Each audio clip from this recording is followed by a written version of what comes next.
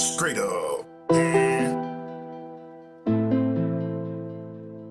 Straight up podcast. Yeah.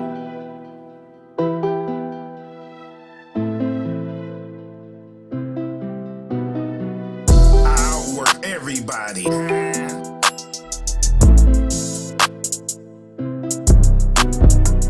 I'll work everybody. Just give it to 'em raw. Yeah.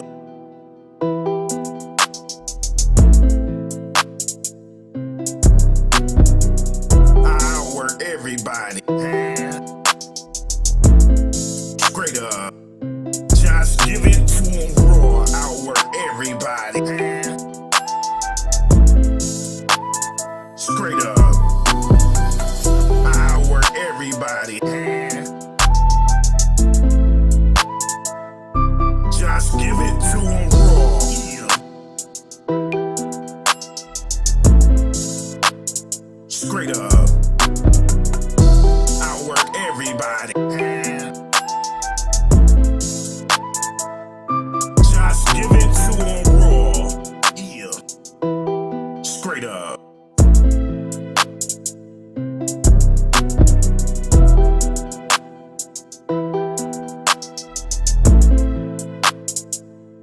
Just give it to 'em raw.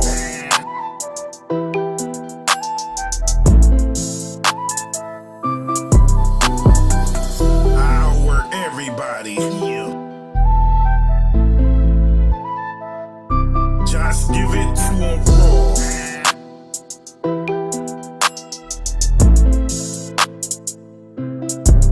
Straight up.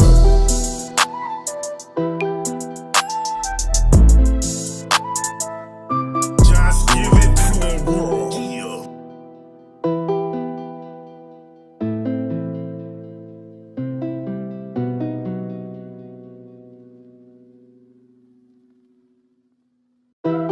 Straight up.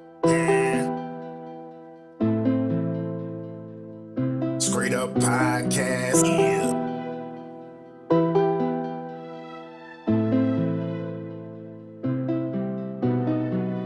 I'll work everybody.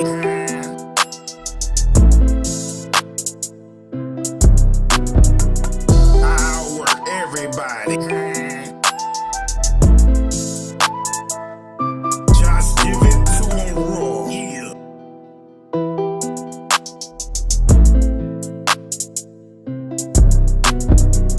I'll work everybody.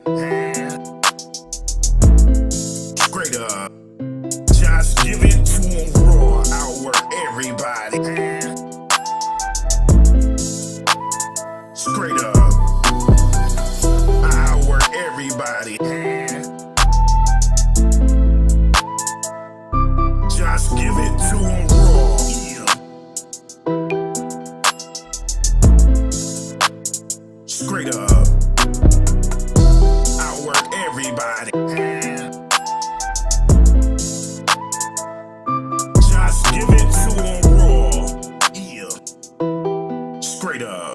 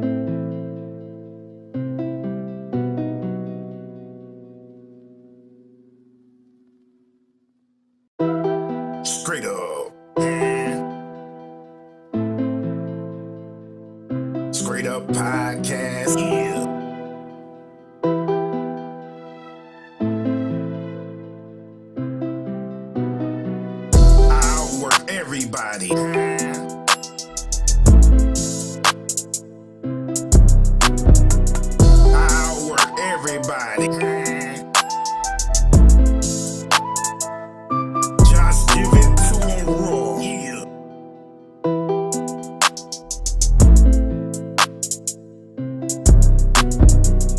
I work everybody. Straight up. Just give it to 'em raw. Outwork everybody. Straight up. I work everybody. Just give it to 'em raw. Yeah. Straight up. I work everybody. Just give it to 'em raw. Yeah. Straight up.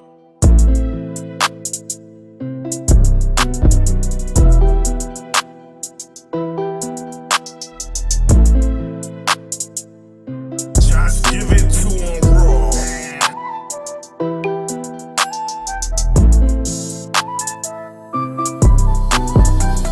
I work everybody. Yeah. Just give it to 'em raw.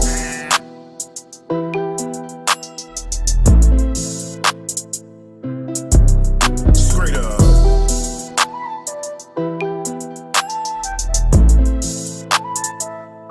Just give it to 'em raw. Yeah.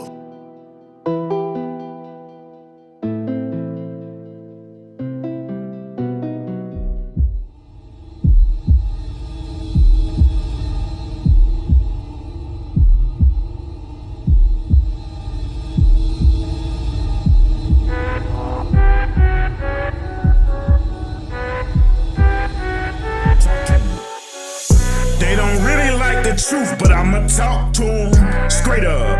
Podcast, just give it to 'em raw. They don't really like the truth, but I'ma talk to 'em straight up. Podcast, just give it to 'em raw. My hat tipped, I'm sipping steady with my pinky out. They say I got a slicky mouth. However, substantial information gets put out. So let's talk and pay attention. Cause constructive criticism can add value to your life. If only you would listen, trying to add some policy in life. I'm trying to make sure you glisten, it's a judgment-free zone. You gotta be open-minded, comprehension and understanding. I refuse to let y'all be blinded. They don't really like the truth, but I'ma talk to them. Podcast straight up. Podcast straight up. Just give it to 'em raw. They don't really like the truth, but I'ma talk to 'em straight up. Podcast straight up. Podcast straight up. Just give it to 'em raw. Is the hat tip straight? Is the beard? Tell me you men out here don't understand. Why want a woman to submit to you? But unless a woman feels secure, she will never ever submit to you. Oh, bring that boy wakes up and hard. Straight up. Yeah. Straight up.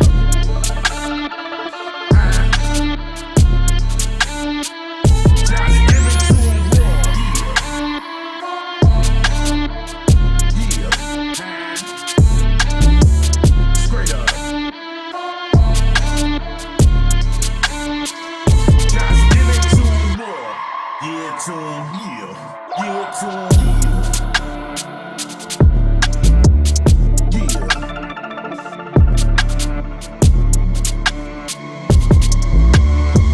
Straight up, podcast, straight up, yeah, and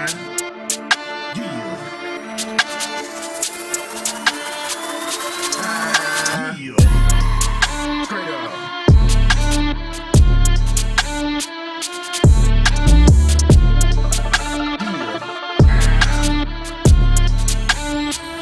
Just give it to 'em raw.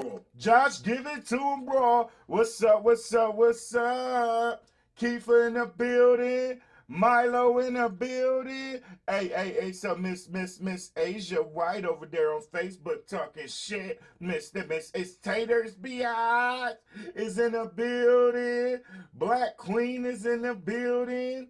Who else? Petty Hills, what up, what up? Reggae Lover, not your average guy. I think I seen Boss Lady Keys. I think I seen Kirk Allen. How y'all feeling this morning? How are y'all feeling this morning? I'm feeling absolutely wonderful today, y'all. I'm feeling absolutely wonderful today. You are right.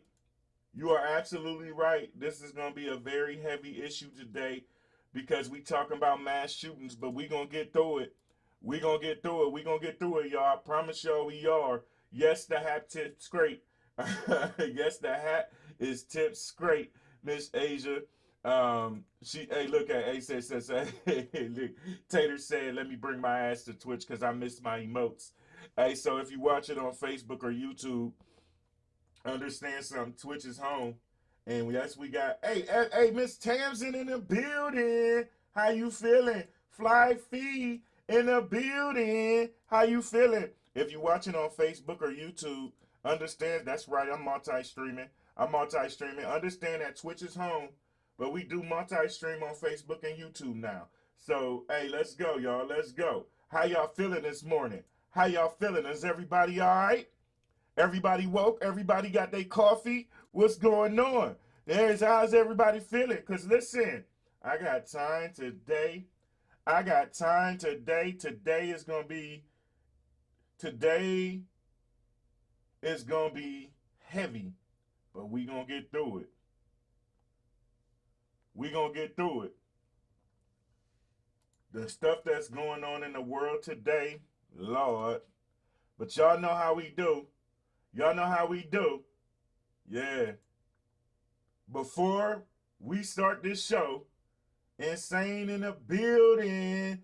It's Taters Biatch. She in the building. Hey, listen, before we get started, we start every, KB, what's happening? We start every single show with positive affirmations, baby. And today will be no different. And since today, we're going to be talking a lot of heavy stuff, I want to start today with some peace affirmations, y'all. That's right. Straight up affirmations. Start your mindset off right. Let's go, let's go, let's go, let's go. I am surrounded by an aura of positive energy. At this moment, I feel safe and protected. I choose calm over doubt and fear. Ooh-wee. I let go of the energy of stress and I choose relaxation. Ooh-wee. Some of y'all wake up every single morning and all you do is think negative thoughts, and then you be wondering why your mindset and your day is messed up. You got to start your day off with these positive affirmations. Tasman said she need this. Good. I got you. I'm here for you. Neat in the building. Happy belated birthday, by the way. Happy belated birthday, by the way.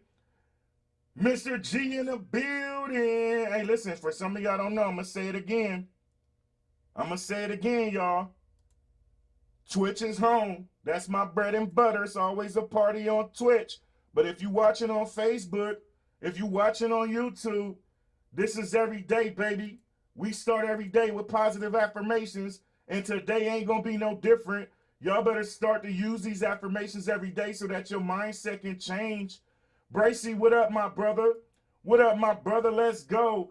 I choose to release all hurt and resentment.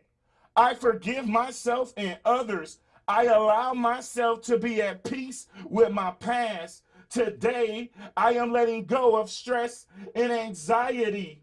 Ooh-wee. I breathe in the energy of peace all day long. I welcome miracles into my life. I am deeply connected to my inner stillness. The energy of peace and love is all around me. Ooh-wee.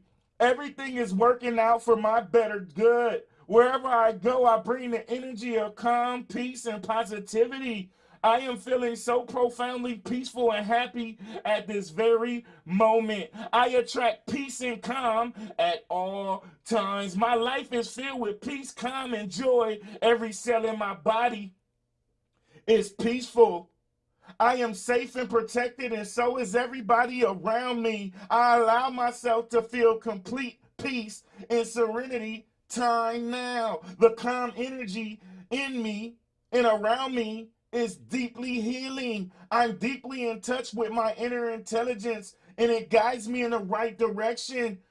Some of y'all better speak these affirmations, baby. I'm deeply thankful for all the calm and peace I have in my life right now. Each day brings me calm and happiness. I attract calm and loving people into my life. Some of y'all, all you ever do is leave people. You let people in your circle that don't need to be there. I'm on one, Bracy.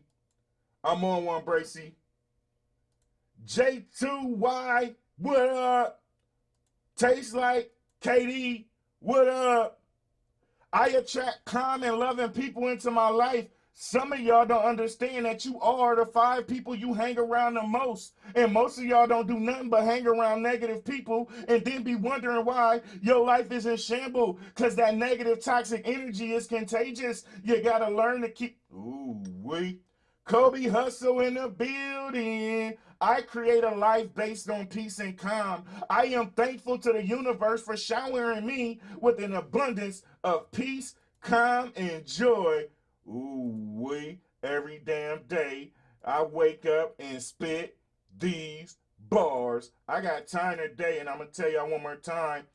Hey, Janae Shea, look at her in the building. Listen, y'all, let me tell y'all something. If you on YouTube or if you on Facebook, I love and appreciate y'all. We trying to grow the show other places. Share that shit everywhere. Understand something.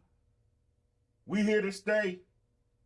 We are here to stay, and not only are we here to stay, we live Monday through Friday, baby, talking real stuff. But today is going to be a tad bit different. Today is going to be a tad bit different because, and listen, on Twitch, we got emojis and all that. You're more than welcome to stay where you at, or you can come join on Twitch, twitch.tv/Josh Straight Up. She said, I'm going to have to write this down. Hey, whoever gifted a sub, thank you very much. Listen, today is going to be a very touchy topic because we are talking about the mass shootings. And I got time. Y'all ready? Okay, so somebody got to tell the truth, and it might as well be Josh. Well, what are you waiting for? Give us the truth, buddy. You damn right. I'm going to give y'all the truth. Over the weekend, there's been a string of shootings.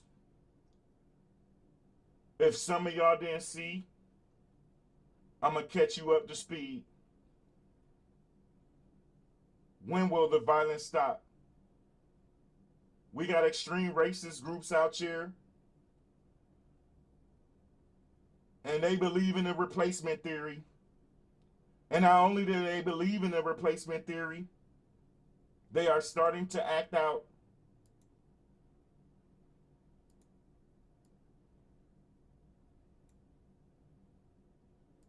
Where do we start? Right here, let's go. DJ Daddy Rams in the building, let's go. We have to do more as a nation to stop the spread of these weapons of mass destruction.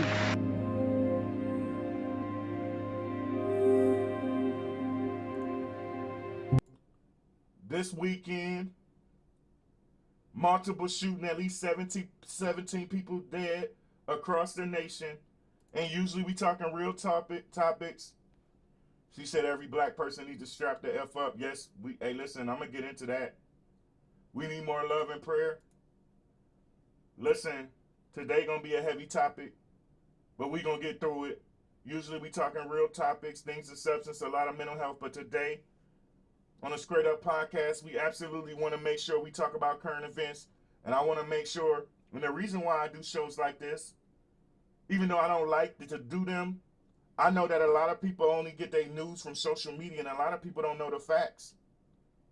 Yes, Alita, it hurt my heart too. Let's go. This weekend, after a string of gun violence. At least 17 people were killed in major cities across the United States. Let's go.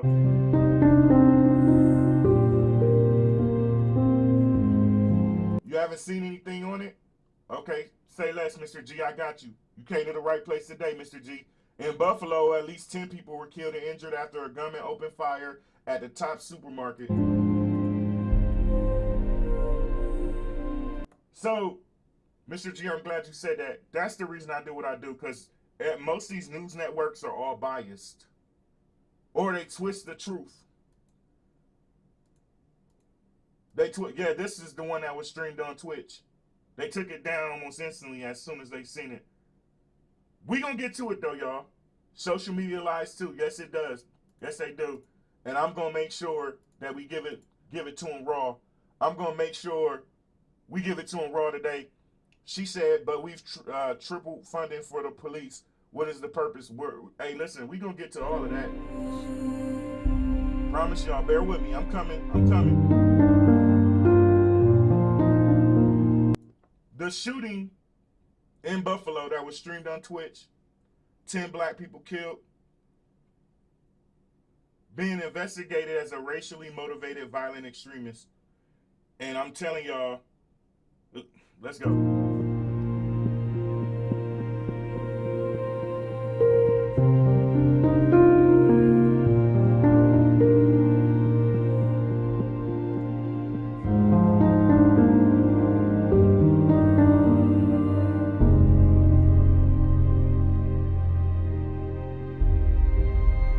Another shooting in California.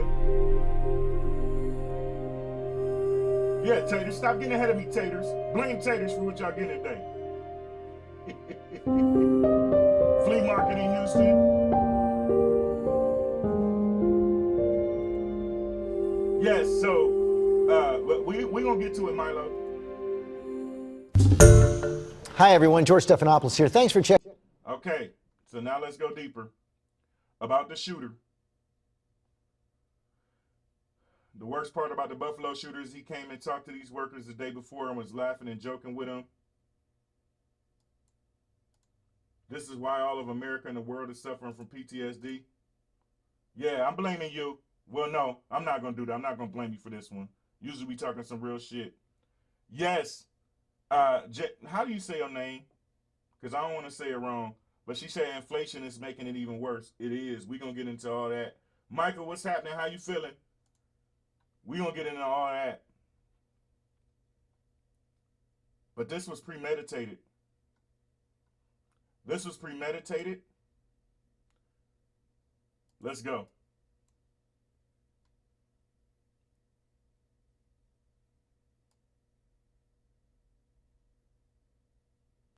Tonight here, this investigation is fast moving, and what they're already learning about the gunman's past, the concern back around the time of his high school graduation, and law enforcement and their interaction with him before. Here's our Chief Justice correspondent, Pierre Thomas, also here in Buffalo tonight. Tonight, law enforcement sources telling ABC News that less than a year ago, Peyton Gendron was taken into custody, accused of threatening behavior around the time of his high school graduation. Those sources say that when assigned to write a paper about his post-graduation plans, he allegedly referenced committing murder-suicide. The school called... See, this is the part that get me. Over a year ago, while he was planning this, so you mean to tell me the FBI investigated this and let this shit go? This is the type of shit that really makes you wonder. The state police. The individual was brought in for a mental health evaluation. He was evaluated and then he was released. There was an investigation, but no charges were ever filed. Today, former classmates Nathan Twitchell and Cassandra Williams describing Gendron as quiet and shy. And he was just this quiet, smart kid that I wouldn't think could be able to do anything like what he did yesterday. But not really even close, yeah. Still just blows my mind. But one thing about him did stick out. Once COVID hit, he wasn't ever really at school, other than one. Listen, COVID started a lot of things, and we're going to break that down. Right when we came back, he showed up in like a hazmat type suit. A full hazmat suit. What was your reaction to that? I mean, everyone was just staring at him. Still, Gendron graduated. His parents, both engineers from the state of... I don't think it's coming from the parenting, Shay. Because as I break these down, we're going to see where it came from right after this video. New York, throwing him a party under a big tent on the lawn of their home. He enrolled at Broome Community College. But at the same time, if his online screed is to be believed, the alleged teenage gunman was planning his attack for years. His young mind consumed with racist, anti-Semitic, and anti-immigrant messages he found on the internet. This event was committed by a sick, demented individual who has fueled a daily diet of hate. In the document, Gendron embraces the white supremacist theory known as the Great Replacement. The Great Replacement theory, y'all. So, after I play this, I'm going to break down the Great Replacement theory. And for some of you all who don't know, that joker over there on Fox been pushing this theory for a while. So white kids can act out, but black kids get acted out on.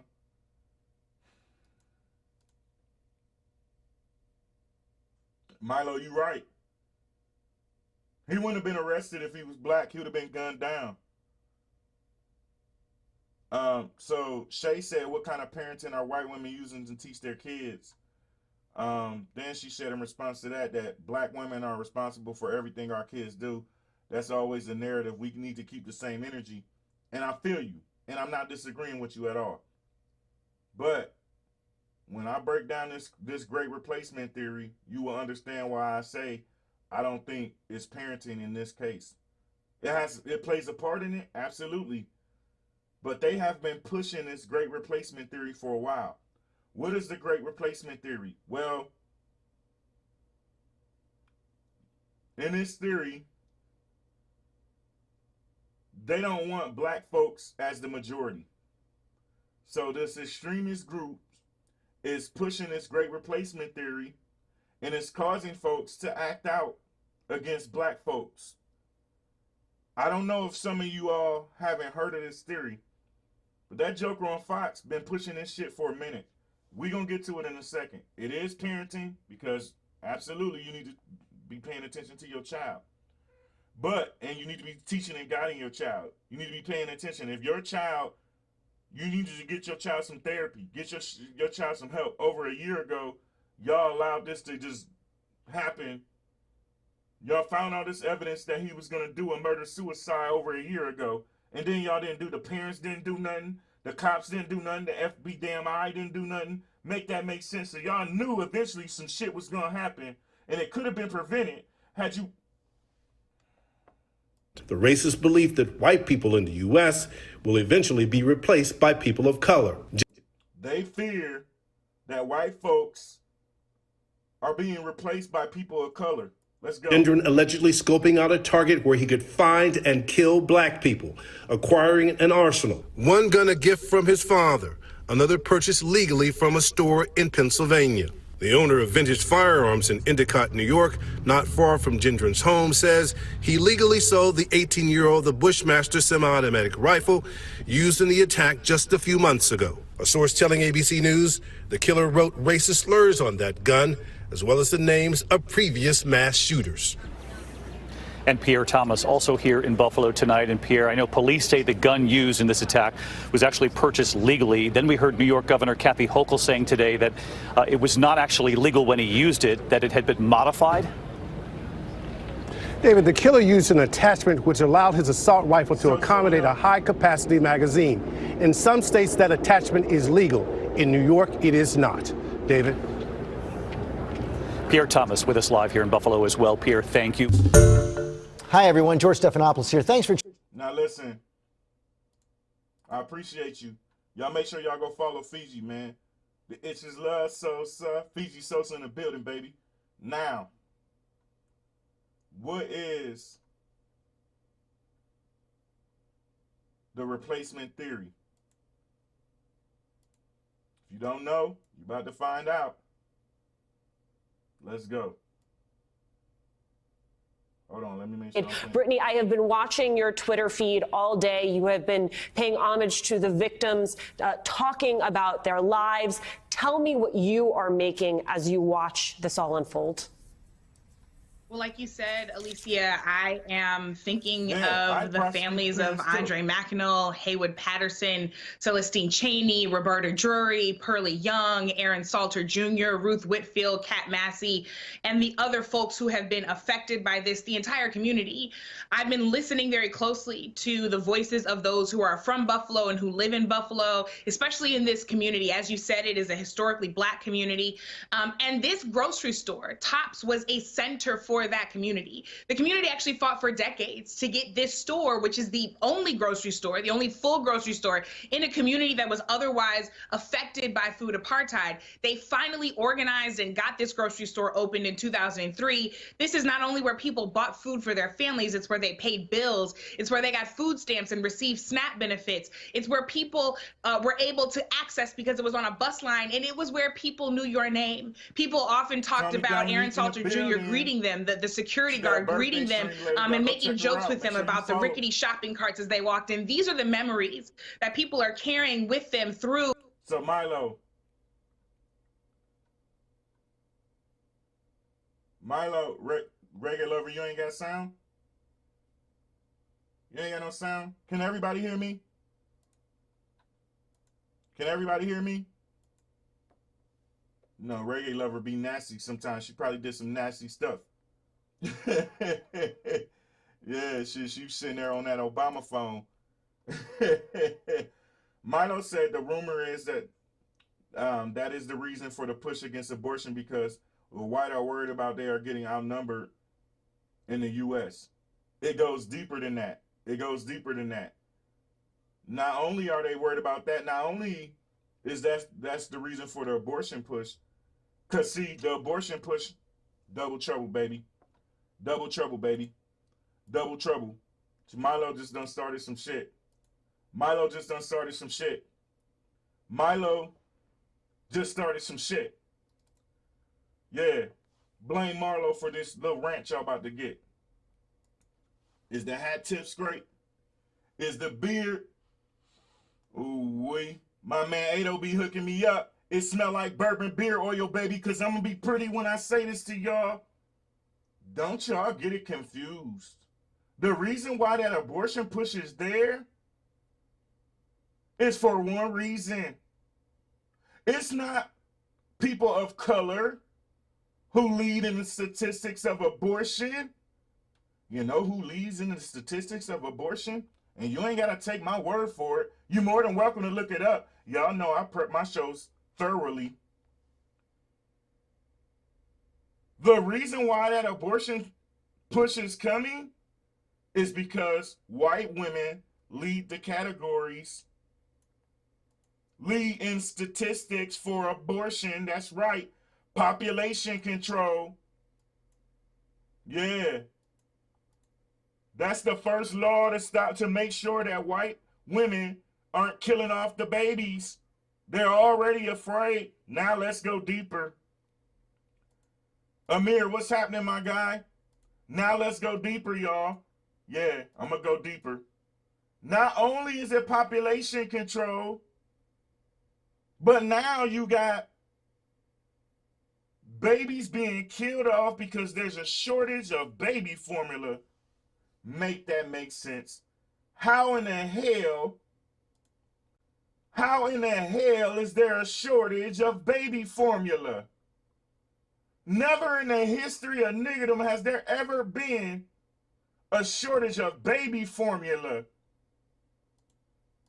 This is all part, now I'm no conspiracy theorist, but some of y'all be yelling stay woke and you ain't woke at all. Y'all gotta understand. Y'all gotta understand, Corey Weaver, what's happening. Y'all gotta understand that when y'all yelling stay woke, I need you actually to be woke. Because see, this is all part of a master plan from COVID. Yeah, I got time. I got time. From COVID, that was part of population control. They fired the whole pandemic team. Yeah. Right before COVID hit, As COVID was taking off in all these other countries, America decided to fire the whole pandemic team. Population control. Now you got inflation. Inflation is everything going up. Yes, they are killing babies. Yes, they are killing babies. Everything is going up. But the cost of living is going up. Everything is going up except the minimum wage. What does that do? That makes people want to commit more crime. Yeah. Because apparently men are getting married. Here at the State Health Department, we are pushing breastfeeding because before the shortages, I think there may have been some type of contamination. It may have been. He said there's a shortage on titties. I can't take Kobe serious.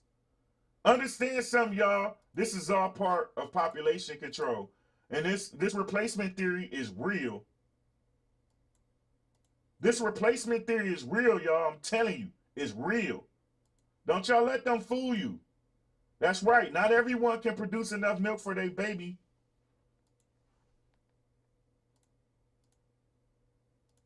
By breastfeeding. This replacement theory is real, y'all. Let's go. Let's get into it. It's gonna be a tough day, but we're gonna get through it. That's right. Hey, thank you so much. Host up. If you on Facebook, share it. If you on YouTube, share it. Twitch, y'all know. Host up. Host up. Let's go. What could have been prevented, and I want to be very clear about this. White supremacy is a systems project. It is very tempting to individualize this. It is very tempting to call this simply. But think about that. Please tell me how the baby formula is contaminated. How is there contamination in the baby formula? Make that shit make sense, y'all. Huh? Make that shit make sense. Kiva said people in the old days took pet milk and made milk for their children. But I'm with a lot of y'all. The setup is real. First, you fire the pandemic team and you let COVID take out a lot of people. And let's be real, who did they think was going to see? Americans really get on my damn nerves. Because we too busy worried about the smoke screens that they throw at us to pay attention. We out here yelling, stay woke, and ain't woke at all.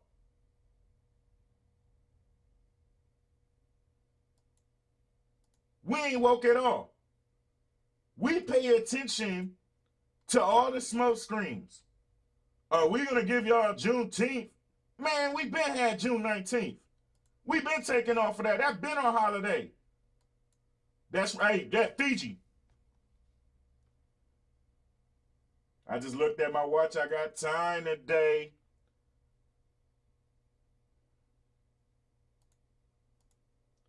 Yes, you can make your own baby formula, but come on, man. How many people gonna do that? I mean, I guess they ain't got no choice. They shouldn't have to do that.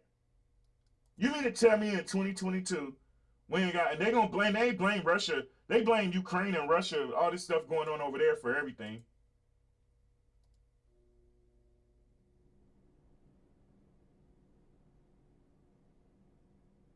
If formula was contaminated, why was it sent to Ukraine?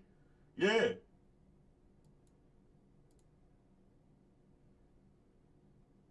They're responsible for approximately 43% of our baby formula, and when they are a single basket, the government has replaced their eggs into. Man, listen.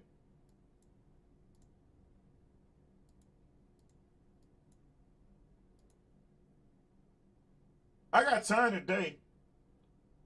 I ain't no conspiracy theorist, but all of y'all out here yelling stay woke. Ain't woke at all. Let's go. A tragedy. We're already seeing these mental illness narratives all over the place.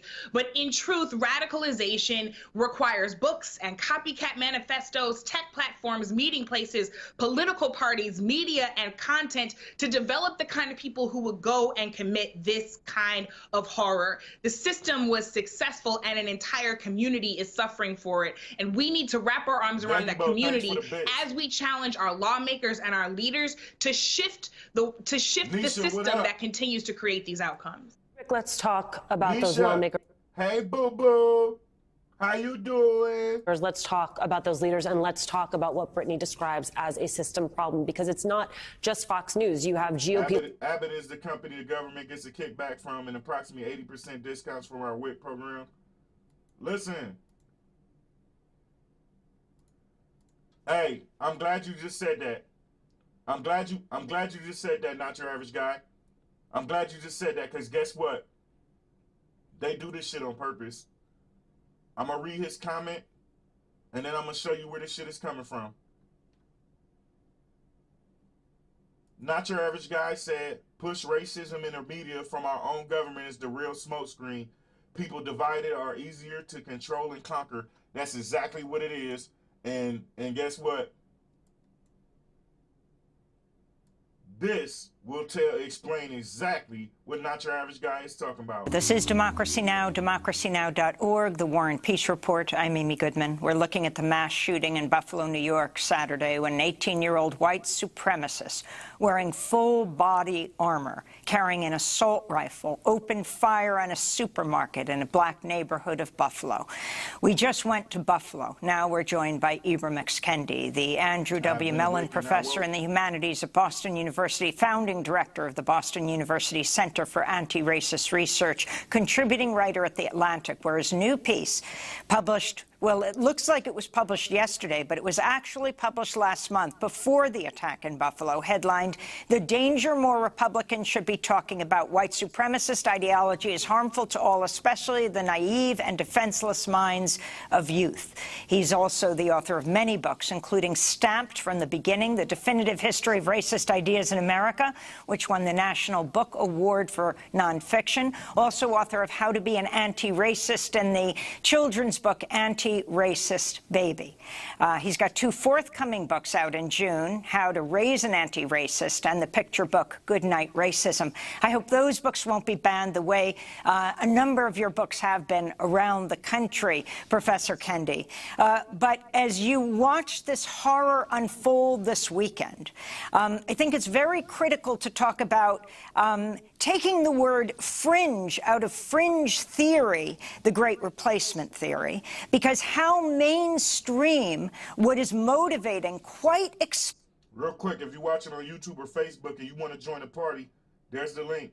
I'll leave it up there for a second. Explicitly, this young, self-identified white supremacist fascist who only wished he had killed more people.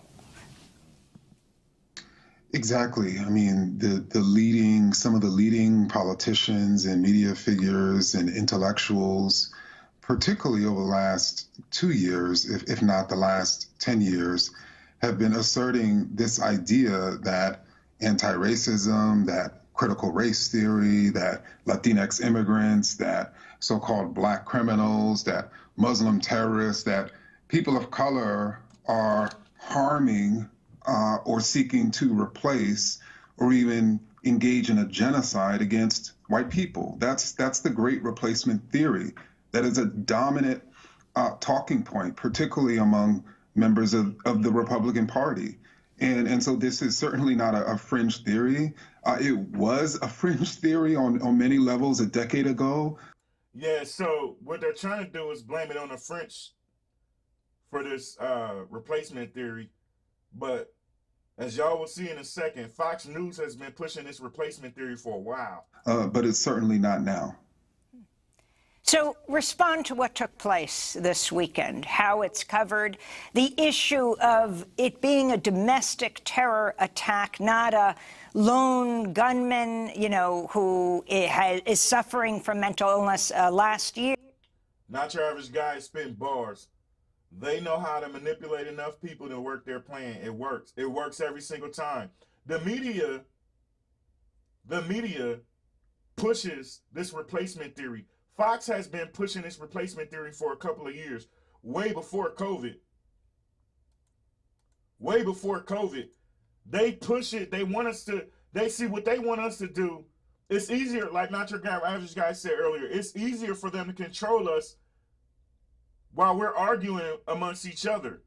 That's the racism that the media pushes is the actual smokescreen. What they want us to do is to be arguing with each other, bickering and fighting with each other, so they can push all this backward shit behind the scenes. And we let them get away with it every single trip. Unfortunately, the government did not teach us home remedies, so it really is our job to teach our own communities the workarounds. This is a complete mess. Hopefully, now we realize that the government is not for the people. It is business like any other. Here's the difference. I totally agree, but here's the thing I don't like. Most other countries don't run like we run.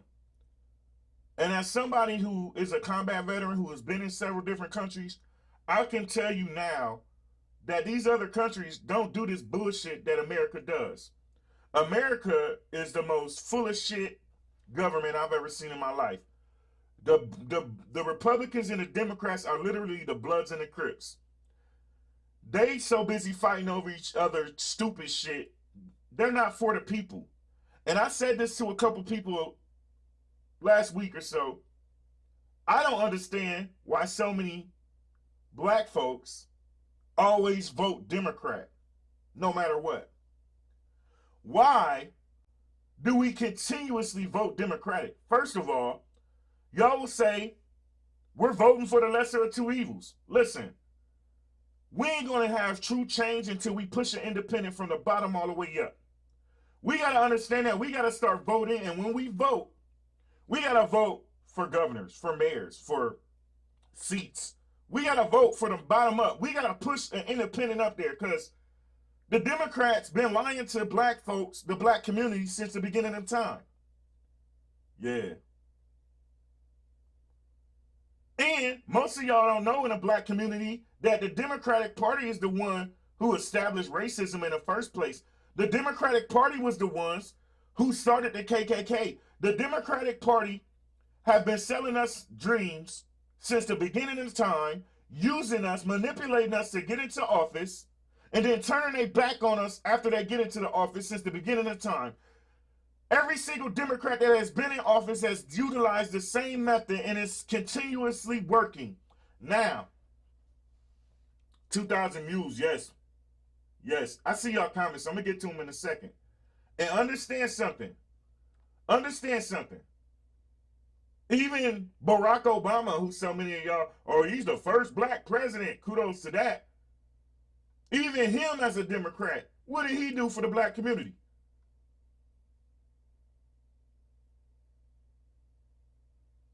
So Inigo Montoya said on Facebook, racism is real and not a smokescreen.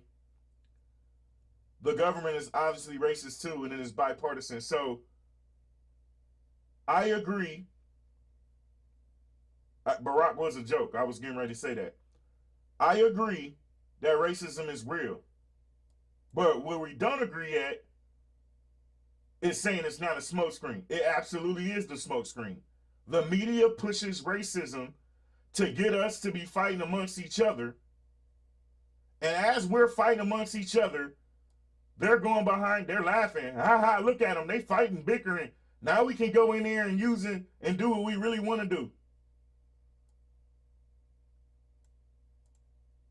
So racism is real, but I believe they use it as a smokescreen. So when we talk about Barack Obama, what did he do? Democrats, period, ain't did nothing. You can say Bill Clinton. Some of y'all love Bill Clinton. Yeah, I mean, Bill Clinton is absolutely the one who signed the crime bill too, though, right? That sent so many of us to jail. We can say Barack Obama. Barack Obama, all Barack Obama did was give y'all Obama phones, whack-ass Obamacare, and push the LGBTQ community. Barack Obama single-handedly, and some of y'all gonna say, well, the House wasn't on his side, bullshit, for 2 whole years, Barack Obama had both the president, Democrats had the presidency plus the House. And what did he do? He pushed the LGBTQ community. He single-handedly is responsible for all this cancel culture bullshit that's going on right now. He started this whole, you can't go nowhere, look nowhere without. Yeah. Yes, he did. He sent all the jobs overseas. Call on the set. Hey, Prior Inc., I'm about to go there too. I'm about to go there too, Prior Inc., because you're right. You're right, Prior Inc. But what Reggae Lover just said is factual information too. Guess what? Barack sent so many of the jobs overseas. How many of y'all get on the damn phone and call, regardless of what it is, customer service, and what do you hear on the phone as soon as you call? Customer service, all the jobs is overseas. Call centers, all the jobs is overseas. You call them, this is what you hear. Name.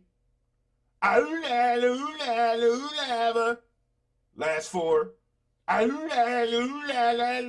What's your PIN? All the jobs are overseas. What has any president done for Black American or Americans in general? Nothing. And we keep allowing it. We keep allowing it. And not only are we allowing it, most of us is yelling, stay woke. What are you woke? Are you woke? Are you truly woke? Because if you was, you would understand that we need to start voting from the ground up. And that's another thing they did. Hey, Inigo, you're absolutely correct. They made legislation to protect the racist cops too. Yeah. Yeah, I got time today. I got time.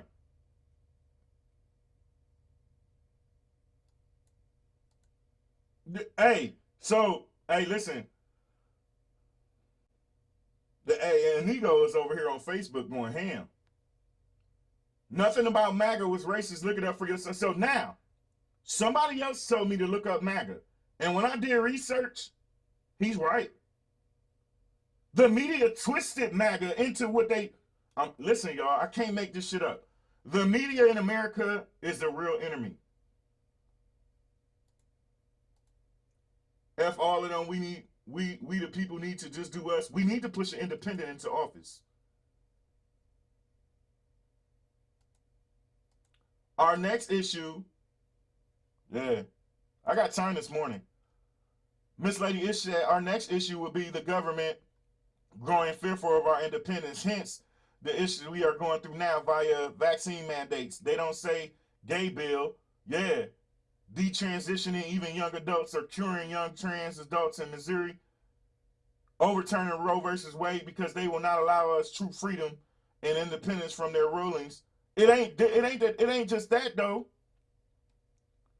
It ain't just that. This is all population control. Inigo said they done plenty for other groups. Ask the Asians who got their money. Yeah. So listen, this is the part that gets me mad. This show is for everybody, but my next statement is for the Black community specifically. This next, Kim, what up? This next statement is for the Black community specifically. And I see all of y'all comments. Listen, I'm streaming on 3 platforms right now. Bear with me. I might not get to all the comments. We growing, y'all. Twitch is home, but we growing. We on Facebook and YouTube too now. Double trouble, baby. Double trouble. Double trouble. Double trouble, baby. Double damn trouble. Is the hat tip straight? Is the beard? My man Ado be hooking me up. Ooh, wee. It smell like bourbon beer oil, baby. Because I'm going to be pretty when I say this shit. Understand something, people. Understand something. All of this shit is population control. From COVID to Roe versus Wade to the replacement theory and sending people to attack and kill black folks. The baby formula. All of this shit is population control. They fear people of color as the majority. They fear that eventually in the next 5, 10, 15 years, when I say people of color, I don't just mean black Americans. I mean people of color, period. Because while we sit here and think that it's all aimed at us, it is aimed at people of color, period. That means Spanish folks, Asian folks, black folks, Macaroni, whatever race you are, if you are a person of color, all of this shit is aimed at population control. It really is. And we keep sitting here and letting them do it. No, they're not done. They want this state of panic. They want us in the government. He said, when you say they, who was that? The government. 2%ers. But this shortage came right on time. How do you force us to have planned or unplanned pregnancies, but you can't even meet demand for baby formula, make it make sense? No, because it's all in conjunction. It's all tied together. All of this shit is tied together, y'all. I'm telling, listen, I ain't no conspiracy theorist, but it don't take a rocket scientist to know. So, Roe versus Wade, statistically, you can look it up yourself. You don't have to take my word for it. I prep my shows thoroughly, but you can look it up yourself. Right? Statistically, people of color are not the ones who lead in abortion. White women lead in abortion by far. Look it up yourself. You don't have to take my word for it. You don't have to take my word for it. Look it up. I'm going to piss so many folks off with this show. Talk your fuck them. Josh, give it to him raw. Y'all know my motto. I don't give a damn. I don't give a damn who don't like it. And for some of my black folks watching, understand, this racism is not just aimed at us. Understand that. Is racism real? Yes. But it's not just aimed at black folks. It's aimed at any person of color. Racism in America is aimed at any person of color. I'm trying to tell you this.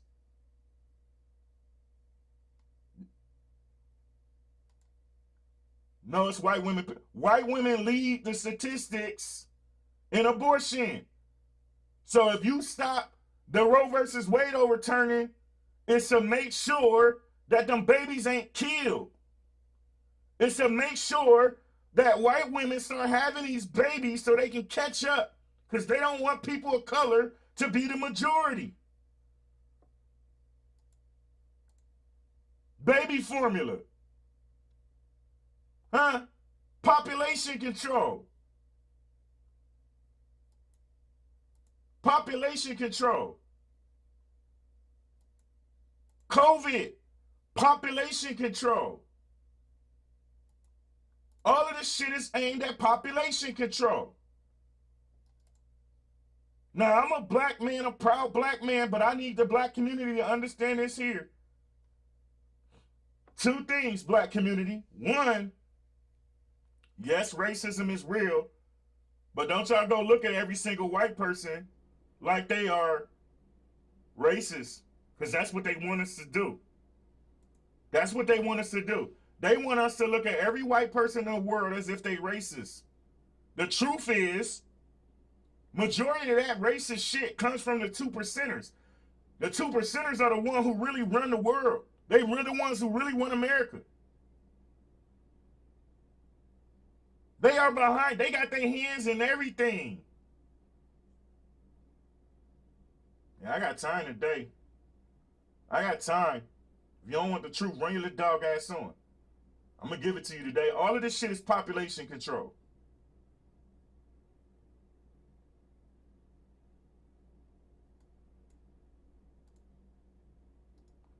The whistleblowers submitted their report in October. The FDA interviewed them in December. They inspected Abbott in January and finally did the recall in February. Yeah. But all that shit, the reason why they holding it back is because they want all this shit to hit on all angles. Mass attack on the population. Ooh, wait. Yeah, I said it. I got time. Some people don't want to hear it. I don't give a damn. I'm going to talk this shit. I'm going to talk this shit.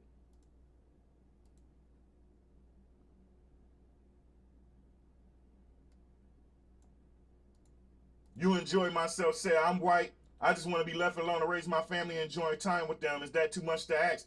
That's why I just said what I just said, right? Because listen, when I tell you, listen, I am a proud black man. Grew up in the hood, raised in the hood, fancy hats tip, Cadillac driving, loud music, shiny rims. And I'm telling you, it is not all white folks. That most white folks are just like you, enjoy myself. And if you go to these protests for some of y'all people in the black community who dumb enough, or stupid ass, y'all dumb enough to believe the media hype. Y'all dumb enough to believe the media hype. Yeah, I said it. Dumb enough to believe the media hype.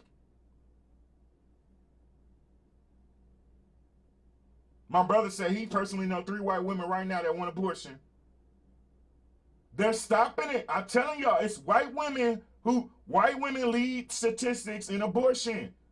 They don't want that to happen because they are afraid of the replacement theory. They're afraid that people of color will begin to run America. Everything they have done since the beginning of the time was for population control, was to keep people of color in check, especially black Americans. Especially systematic racism, the 13th Amendment. Why is it there? Everything about the 13th Amendment could have been cool, except for one little hidden clause, and they good at them hidden clauses, except as punishment. So what do you see everywhere? Black folks and people of color going to jail for next to nothing, jaywalking and get 10 years. And guess what? When they in jail, that's basically modern day slavery. That's what that is. When you go to jail now, when they see you, they ain't changed this. Y'all motherfuckers ain't changed nothing in the, excuse my language, y'all ain't changed nothing in the government since the beginning of the damn time. Now y'all want to overturn Roe v. Wade. That's the one y'all want to turn up about. Huh? Y'all been sending people of color and black folks to jail for next to nothing over 400 years.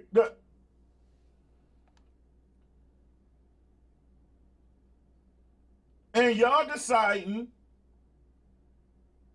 that Roe v. Wade is the one y'all want to pitch a fuss about and go deeper. Y'all leaked that shit and still letting it go on. Why? Because y'all want to cause confusion, mass distraction. I think all the division is a distraction from the actual problems of corruption, corny capitalism, and government incompetence. Bars. Yeah, talk to him. That's exactly what it is. That's exactly what it is. All this division is a distraction, is a smoke screen. People don't want to hear that because people don't want to label, well, where Indigo at? They still here? People don't want to label racism a distraction, right? Partly because we want to blame all white people. I wish we would stop doing that shit. But racism is a distraction. The media uses that shit as a smoke screen, as a distraction. Yes, there's bad apples in every community. There's a hood in every state. Yes. My son is Army intelligence. This is an oxymoron, but anyways, he literally laughs at the news and says, that's what they telling y'all. And guess what? And guess what? Guess what, y'all? I was in the military for a whole decade. Trust me when I tell y'all, the shit that they be putting out in the media is bullshit. I was in the military a whole decade, and the shit that y'all got in the media was always a lie. It's part of the reason I decided to take this journey I'm on now. with this podcast. Now, of course, Dave, of course, because Dave is just like everybody else. Dave don't understand that the 2%ers are the one that pushes these agendas. They want us thinking and fighting against each other. That's what they want. They want us to think that every single white person is like this. That's what the 2%ers want. That's what the media wants. Because while they do that, that makes us fight against each other. So now we walking down the street, we see a white person, we thinking they racist. And really, it ain't the normal day-to-day white folks who believe this shit. It's the 2%ers. And the 2%ers run the country. And just like my brother Tony said on Facebook, since the beginning of time, the news, listen, we was in the military for a whole damn decade. Yes, it's psychological warfare. That's exactly what it is. Psychological warfare. They've been doing it since the beginning of time. 95% of everyday America, racism is not a significant issue. But the media will make people think that it's rampant. That's exactly what they do.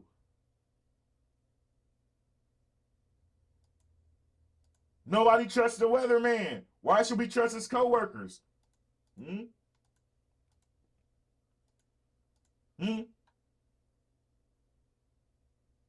don't understand. I was in the military a whole decade. Overseas several, at least 5 years. And every time I saw the media push some shit out, I'd be like, that's not what happened. That's not what happened. Part of what y'all see me doing now is because I want to educate folks. Because I'm not saying racism exists. Don't get it fucked up. But it ain't as bad as the media makes it. The media makes it this way on purpose. They want us pitted against each other because it's easier for them to divide and conquer and do the bullshit that they want to do behind the scenes.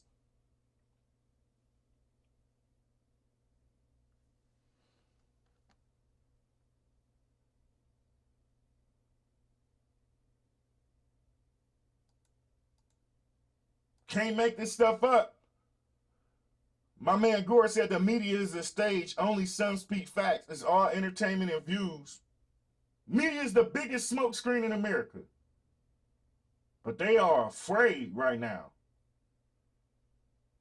Right. The media is used for manipulation. The media is the enemy. Yeah, look at Kim. Kim said, damn, now I want to join the party on Twitch. Kim said, damn, now I want to join the party on Twitch. I keep telling y'all, if you're watching on Facebook or YouTube, you probably sitting here, you walking out because you probably thinking, ain't nobody watching that. There's about 40 people in this chat and Twitch. You're more than welcome to come use these emojis and have a party with us, baby. The media is the enemy. Yeah, they got media training. Listen. Y'all ready for this? I got time today. I got time. I'm going to show y'all something. Some of y'all think I just be fucking talking. What does this say? Certificate. Ohio Media School. I went to the media school, people. I know what they do. I know what they do. They teach these tactics in media schools across the United States.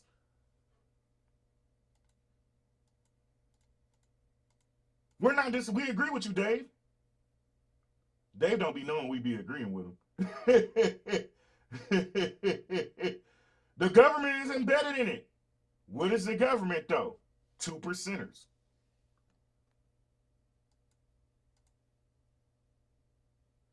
I will say that the amount of racism is dependent on where and who you are located around.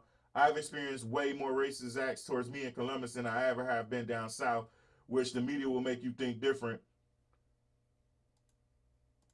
So, Columbus, Ohio is one of the most racist cities I've ever been in my life. It is one of the most racist cities I've ever been in my life. And I've been a lot of places, literally. Ohio is really bad with racism. It really is. It really is. Reggae Lover said, don't vote Democrat. Yes, racism is alive and they are empowered. That's what Tony just said is what I want people to realize, especially in black and brown communities. Racism is alive. Racism does happen. Racism is very real. But what he just said, racism is very much alive and they are empowered. Why are they empowered? Because it's embedded in the government. It's not the normal people that you see every day that's racist. That's what we believe. Yeah. That's what we believe.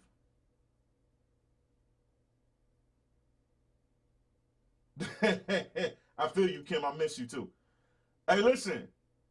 That's what we believe. We believe that every single white person that we come in contact with is racist. That is what the media, that's what the government wants us to believe. But understand something. It's the ones that are in power running the whole America. It's a small, I don't know if y'all know it yet. It's a small group of people that run America. It's a small group of people that run America. It is a small group of people, y'all, that run America.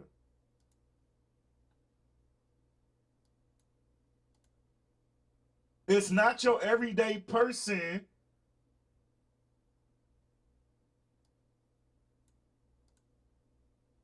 See, in black communities, I grew up in a black community. We were taught that every white person we came in contact with was racist. We seen it on the news. All the people around us seen it. We seen it on the media. So all of us believe that every single white person that we come in contact with is racist. That's right. Money is what really runs America. Money. And who has the money? The 2%ers. Who are the 2%ers? Racist white Americans. The whole Democratic Party stance is built on an idea that America as a whole is racist, homophobic, etc. Listen, I need people to understand. Sometimes you got to tap in, sometimes to hear the right stuff. Yeah. It's not the people we are voting for. No. No. You enjoy myself. Thanks for the follow. Welcome to Straight Up Family. Pull up. Have a seat. That's what I'm doing. Corey Weaver, that's what I'm doing. I'm talking to people on my streets. Because I need my people to understand where my brother Dave at. My brother Dave is not wrong for thinking the things that he thinks. He thinks it because that's how all of us were taught. Everybody in our community thinks that every single person, white person that we come in contact with is racist. Because that's what's been being pushed since the beginning of time. That's what's being pushed in the media. That's what's being, the government, the 2%ers that run a country, they want us pitted against each other. But I can tell y'all one thing, as someone who covered the protests, who got mace, who was down there every single day, getting my chunky ass mace while covering and reporting on a damn George Floyd protest, I can tell y'all one thing, it wasn't the black Americans that was down there on the front line. It was white Americans. It was Asian Americans. It was Spanish Americans. They were right there on the front line. When them bastards maced me, it was white brothers and sisters that poured milk in my eyes and asked me was I okay and held my cameras as I made sure I was straight and took my ass. Mental conditioning, that's what it is. It was, yeah, I got time today. I got time today. I got time today. Yeah. Yeah. I was waist beads, and I actually believed it. She said, I don't think I was ever taught that at all. I was taught that all white folks was racist in my hood. And it wasn't until I got into the military and started meeting the Brocks, my brother Neeson, y'all see here every day. It wasn't until I met them that I realized that all the things that I was seeing in the media was bullshit. See, a lot of us only believe the things that we believe because we are products of our environment. We die, we become that statistic. We die within a 5-mile radius of where we was born. We ain't never got out here and experienced nothing. And since we ain't got out here and experienced nothing, we believe whatever the fuck we see on social media. We believe whatever we see in the news. We believe the fucked up racist shit that these 2%ers push. We keep yelling, stay woke, and none of us be woke. Are you really woke? Are you really woke?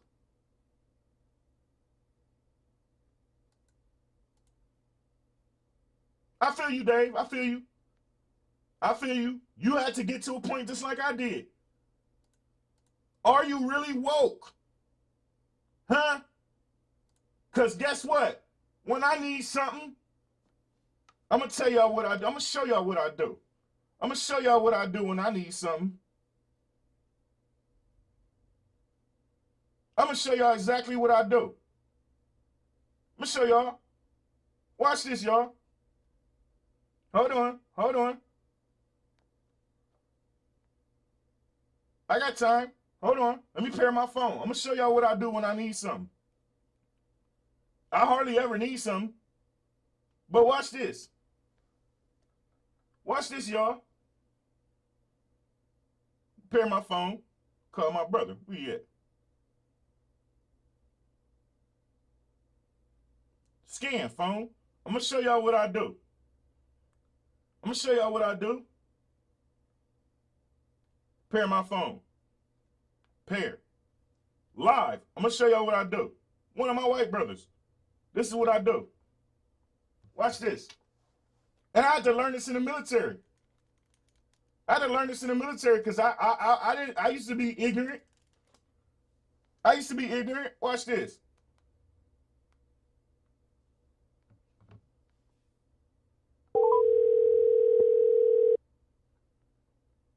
Watch your damn tone, Tony. That's me. I love all the people that love me. Yup. Answer your damn phone, Neeson.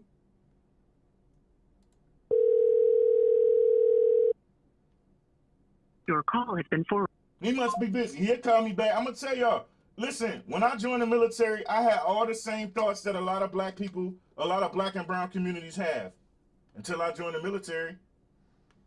Y'all heard me the other day telling y'all the story about Kosovo. I was curled up, cold as hell, with my white brothers. I don't give a damn. I had to learn it's no conspiracy that the media lies and manipulates every day. If it was your significant other, your friends would be telling you how toxic your relationship was. Bars. Listen, man. Are we really woke?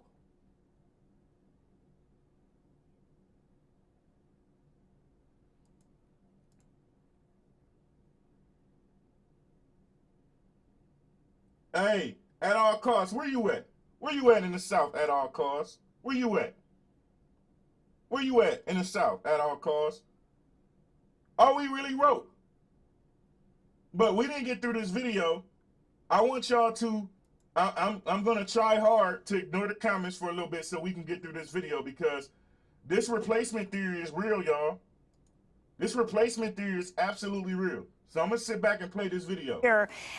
His school was so concerned about what he was saying, they called in the New York State Police, who had him taken for a mental evaluation, yet he could still lawfully buy in his hometown the weapon used in this attack. For years now, law enforcement officials and FBI have been talking about and have been acknowledging, whether you're talking about the head of the Justice Department or the head of the FBI or even local officials, have been referring to white supremacist domestic Hey, colorism is real. I'm going to do a whole show on colorism. Matter of fact, tomorrow.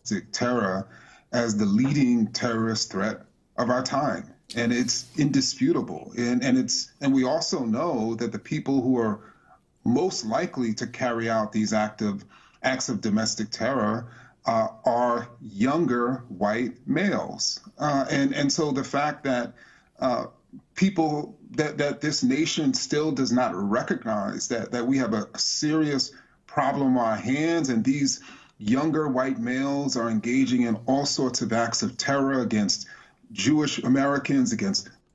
That's the part we never talk about, y'all. They are not just attacking black people. They are attacking anyone of color.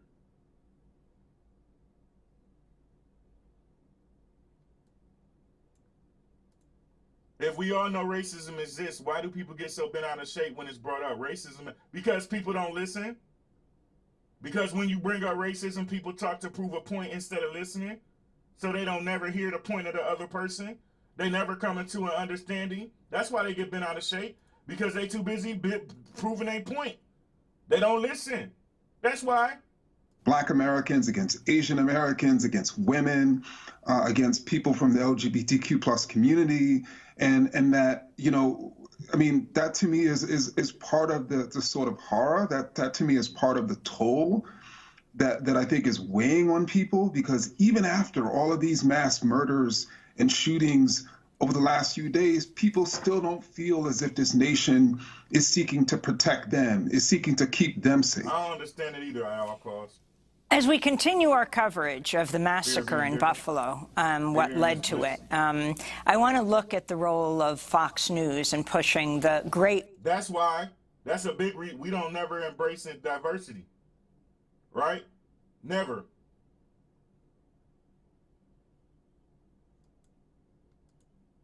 Yeah.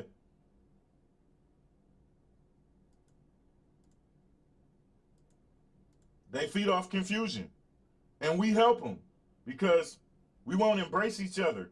We too busy arguing our points instead of listening to others. And when you do that, there's never a solution to it. So it just continues as a vicious cycle. Let's go. Replacement conspiracy theory in opposition to gun control, particularly through Fox's most popular host, Tucker Carlson. A New York Times investigation last month found he invoked the conspiracy that Democrats are trying to force demographic change through immigration in more than 400 episodes of his show on Fox News. I want to also bring in another guest to join Professor Kendi. Nikki McCann has spent years... That's not true, Dave. That's true for you and your life. That ain't true for me. I call my white brother right now. Hey, bro, I'm in trouble. He coming. ...compiling evidence for the watchdog group Media Matters of how Tucker Carlson has used his show to launder white... Tucker Carlson of Fox News has been using his show to provoke people for a while.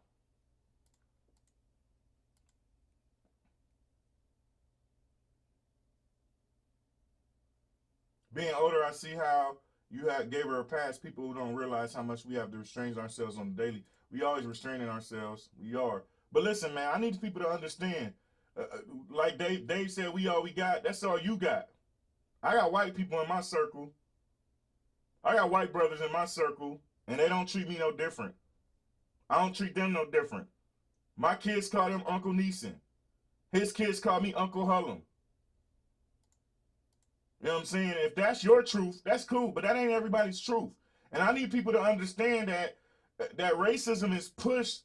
They want us to argue with each other. They don't want us to learn each other and accept each other and embrace each other.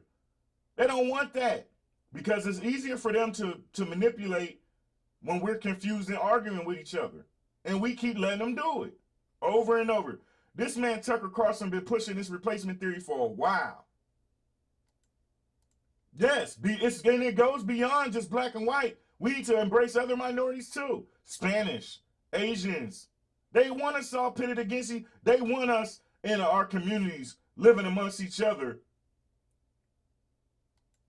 arguing with each other, not hanging and embracing each other. That's what they want, and we help them out.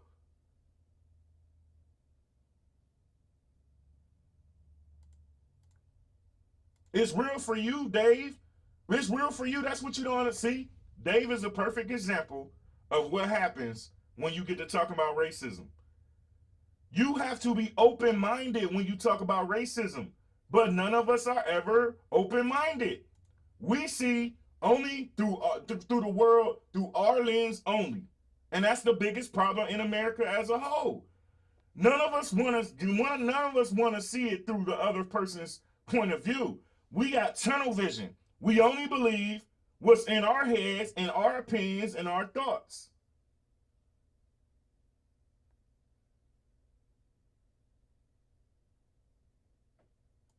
That's where I'm at. I'll be nice to people who are nice to me. Yeah, my brother-in-law is white, and he definitely got my back and my kids' back. He different. I love his whole life. But my mom, she not on the same page, and he got 5 kids with my sister. One more due any day now. Yeah. There's good and there's evil. You know what I'm saying? And until we learn to open our eyes and stop living through tunnel vision, none of this shit is ever going to change. Listen to this replacement theory. As we sit here arguing amongst each other, because all across America, what's going on right now is we sit here arguing about racism instead of listening to people and paying attention to what they're doing. They have been pushing this replacement theory for a while. Nationalist ideology. Nikki McCann Ramirez is going to join us in a second, but first, just a few examples she found of Tucker Carlson repeatedly defending the white supremacist Great Replacement conspiracy theory. This is Carlson lashing out last April at President Biden's immigration policy. All the way last April, he's been pushing this shit. Let's go. An unrelenting stream of immigration. But why? Well, Joe Biden just said it. To change the racial mix of the country. That's the reason, to reduce the political power of people whose ancestors lived here and dramatically increase the proportion of Americans newly arrived from the third world. And then Biden went further. He said that non-white DNA is the, quote, source of our strength. Imagine saying that. This is the language of eugenics. It's horrifying. But there's a reason Biden said it. In political terms, this policy is called the Great Replacement, the replacement of legacy Americans with more obedient people from faraway countries. And that's Tucker Carlson on Fox News last April. This is another clip noted by Media Matters from last year as Carlson's fear-mongering about white replacement, genocide, and a race war. The left and all the little gatekeepers on Twitter become literally hysterical if you use the term replacement, if you suggest that the Democratic Party is trying to replace the current electorate, the voters now casting ballots, with new people, more obedient voters from the third world. But they become hysterical because that's what's happening, actually. Hey, at all costs, this man been pushing this shit for a minute.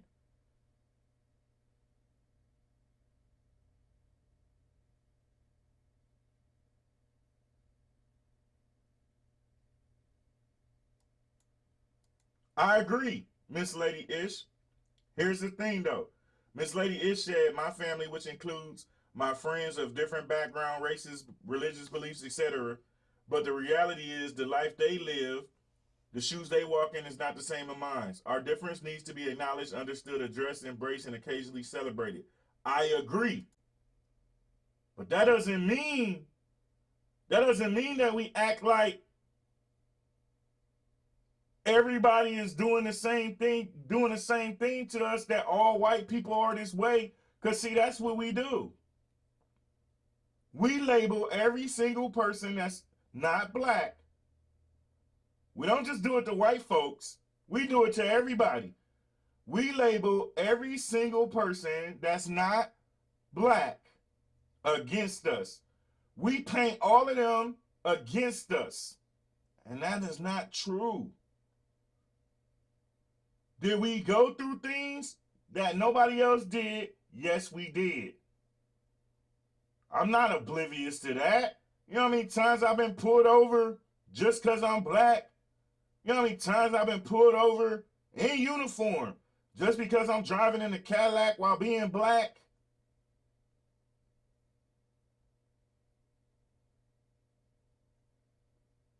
I know that this shit is it. Nobody has, the other ethnicities haven't walked in our shoes. I get that. But see, here's the thing that gets me about a lot of our community. We will yell, you gotta forgive people in order to move on, because if you hold hate in, it's like drinking poison and waiting for the other person to die. So we always yelling, forgive so you can heal. But we won't forgive. We've been holding grudges since the beginning of time. that's not dismissive of, see, I'm going to tell y'all what happens in the black community. The black community, if somebody doesn't agree 100% with that person, we're labeled as an outcast. We're labeled as an Uncle Tom. We sellouts. That's what we do. We ostracize other people for not believing 100% of our opinion. That's what we do.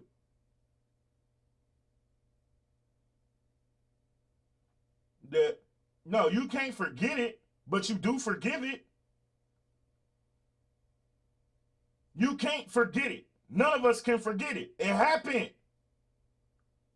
For instance, how many of y'all been in a toxic ass relationship? How many of y'all been in a toxic relationship? Sandrika, how you feeling? Yeah, well, that's what they do. They make me the enemy all the time. Why? Because I don't agree with 100% of the things that we do in the black community. So I'm a sellout. On social media, they'll say that. You ain't gonna say that to my face. I'll beat you the fuck up. Don't get it twisted. I'm still hood. How many of y'all have been in a toxic relationship? Hand up. Huh? Hand up. Now, that toxic relationship damaged you emotionally and some of y'all physically. What did you have to do in order to move on? You had to heal, correct? I'll wait.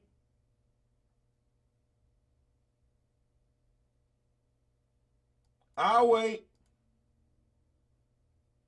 What did you have to do to get out of that toxic, to move on from that toxic relationship? You didn't forget it, but you had to forgive it in order to heal. Ain't that what y'all did? I'll wait. I'll wait.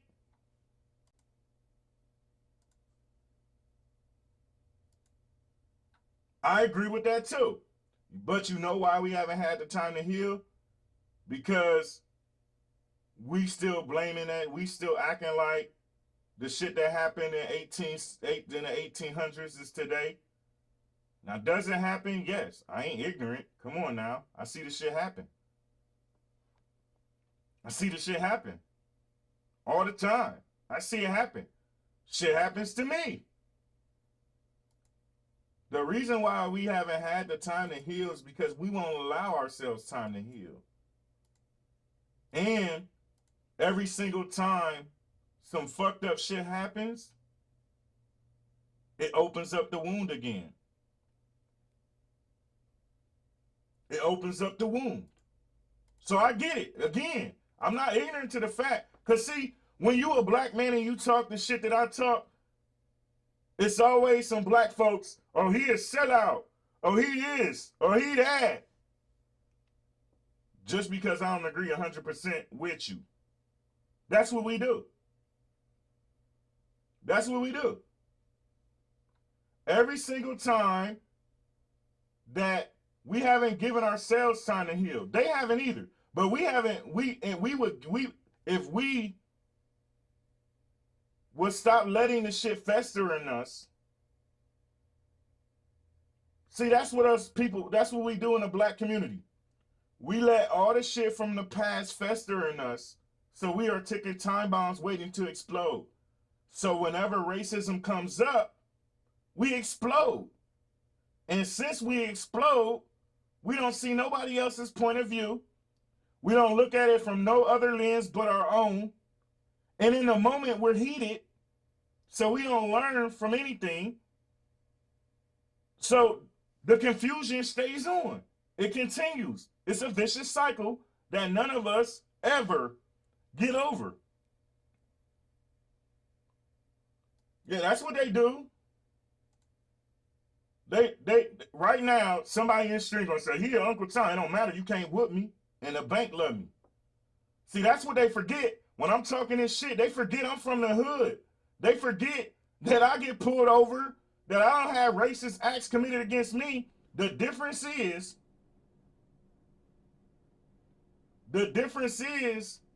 when I joined the military, I saw that a lot of things that were pushed in the media and a lot of things that I learned growing up in the black community, I learned it was wrong.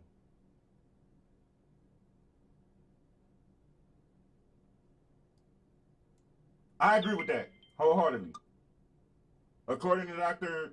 Whoever, we have never been given the opportunity to heal, and trauma is passed down from the womb. Yes. So we as society have not healed from the trauma of slavery. We just keep passing our trauma down. I agree. But when we stop passing that trauma down, when we break that curse,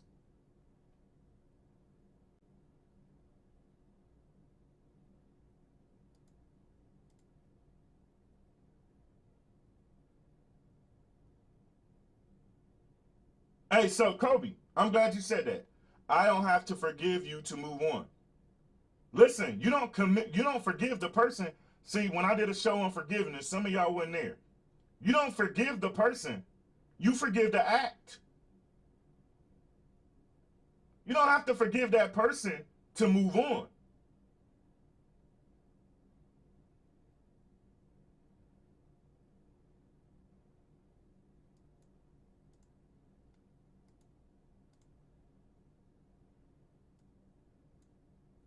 I don't think America will ever be honest about what they did to us. I don't think America is going to be honest about what they did to us until we push independence into the office.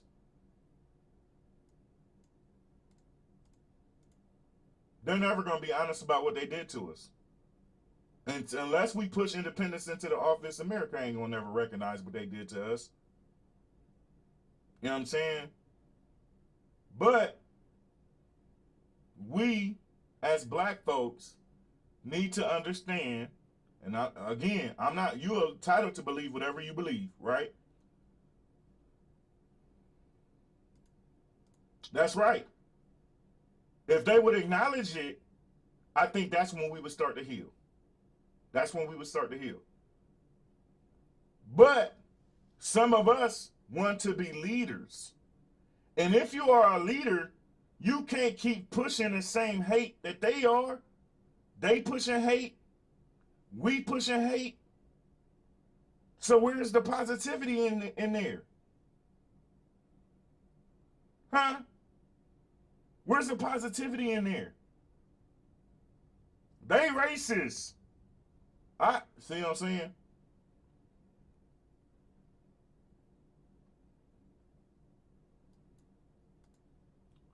But see, I'm glad you just said that, not your average guy. I'm glad you just said that. At all costs, I'm going to cue your comment. But I'm glad not your average guy just said this. See, we keep telling the government that they need to acknowledge what they did to us. And they absolutely do. Right? But what comes next? Working on it. Correct? Because once you acknowledge that there's a problem, now you need to take ownership and work on that, correct? Now let's go deeper. Now let's go deeper, y'all. Us as black folks have acknowledged that these things are generational curses. We've already acknowledged it. But instead of us taking ownership and working on that, what do? We do what Not Your Average Guy just said. We keep it in our back pocket. We hold on to it. We embrace that shit. And we don't work on it. So you see, we doing the same thing we say we don't want them to do, we doing to our own community. Right? They absolutely need to acknowledge it. I agree. It happened. And then they need to work on it. We in the black community have acknowledged that these are generational curses, but we ain't doing shit about it. And so we all been taught growing up that two wrongs don't make a right, correct? I'll wait.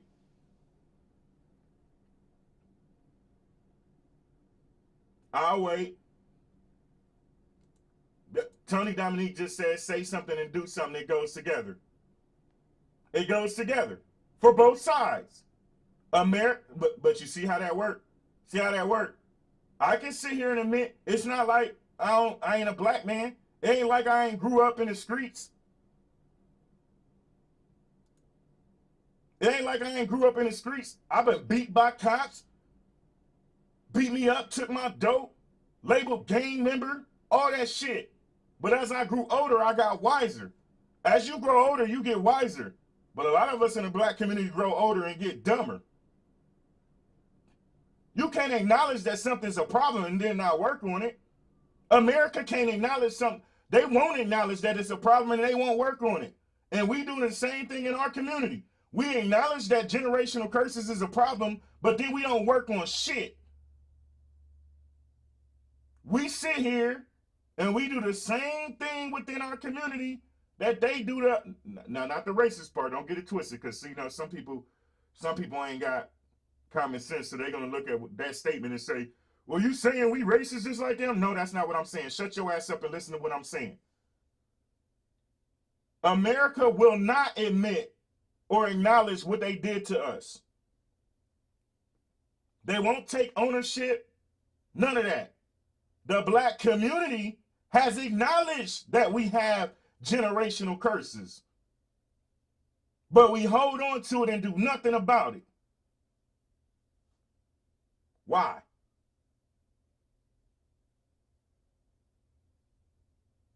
When you ask questions like that, you hear this.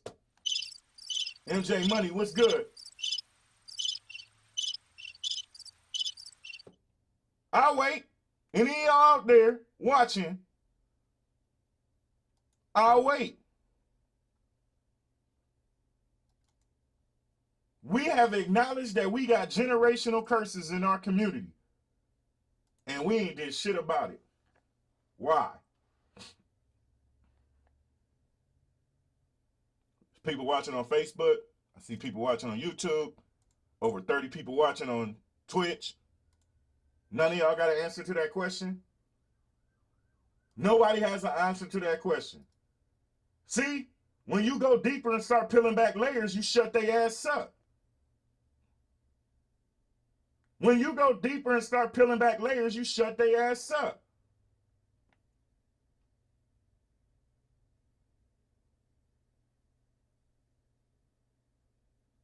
Just teach one, what up? Because of trauma? Yeah, okay, I'll bite. But when we say that, reggae lover, guess what? Yes, there's trauma, but you gotta heal them so you recognize it's trauma. What do you do after you recognize that it's trauma, reggae lover? Once you recognize that you got an unhealed trauma, what must you do? Fix it, correct?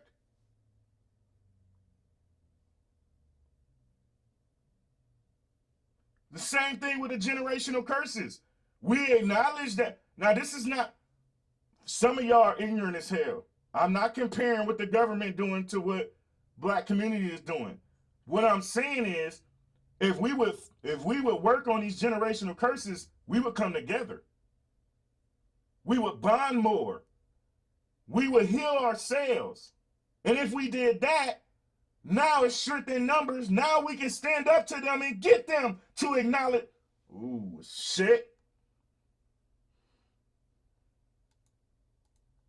If we would acknowledge we already acknowledged that the black community has generational curses, but we do nothing about it. If we did do something about it, we won't have to wait for them to begin the healing process. We can start the healing process on our own. And during that healing process, we would bond together. Hence, strength in numbers. Now we can stand together on a united front and get some actual change, because now we can stand up to them and say, no, we are together. They fear the most is us uniting.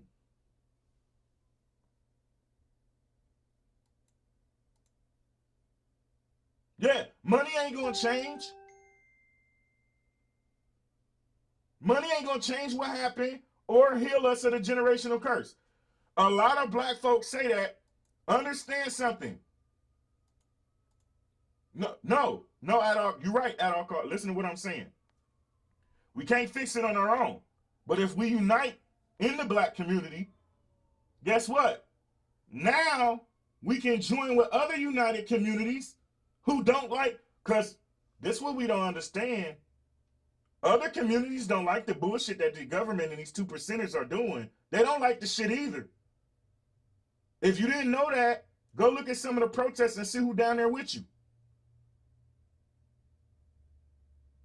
Go look at some of the protests and see who be down there with you. What race is black folks the only race that be united? Is it black folks that are the ones that sitting when all these protests happen? Is it only black folks that's out there protesting against the cops doing the bullshit that they do, killing an unarmed black man and all that? Is it only black folks down there? I'll wait. I'll wait.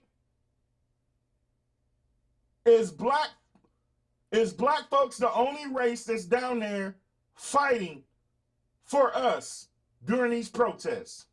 I'll wait. I'll wait. Man, listen, y'all come for me, you better have your facts straight, because I go deep. I peel back layers. Are there only black folks down there fighting and protesting?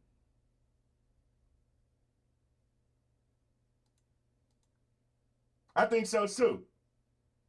Even if the government, even if the government acknowledges, which I think they never will, unless we push it, I don't think they never will.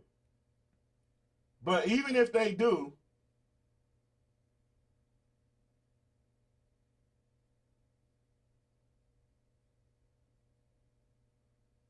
so at all costs, I got you to do. Hey, Tanita, you right. I covered the protests. It was more other ethnicities down there fighting than it was black folks, and that's facts. I was down there.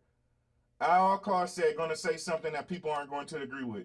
But do you think if those protests had happened during COVID, do you think all those non-black people would still showed up?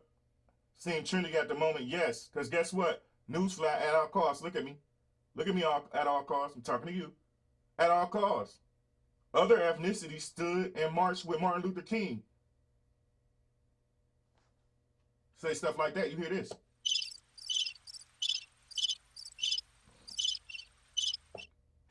It didn't matter that it was COVID. Other ethnicities marched when they killed the boy in Missouri. That was before COVID.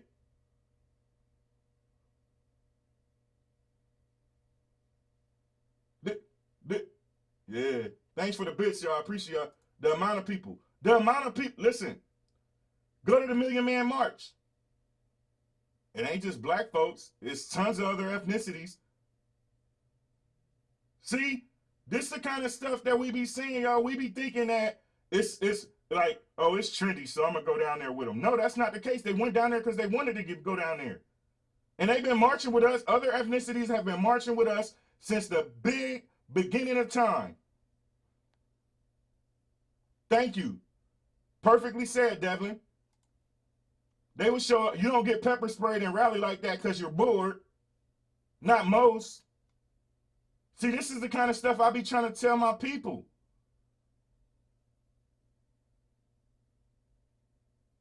This is the kind of stuff I be trying to tell my people. It's not, listen, it's not a hidden agenda. So if it's a motive, what is the motive behind a white person, a Spanish person, any person? Huh? What is the motive at all costs? Please answer that for me, honey. What is the motive behind any other ethnicity going down there and marching with us? I'll wait. What is their motive? What do they gain out of going down there and fighting for us? What do they gain? Anybody tell me. Not just at all costs, anybody. Somebody tell me, what do they get out of going down there and fighting for us? I'll wait. I'm going to light this cigar and sip this coffee. I'm going to light this cigar and sip this coffee.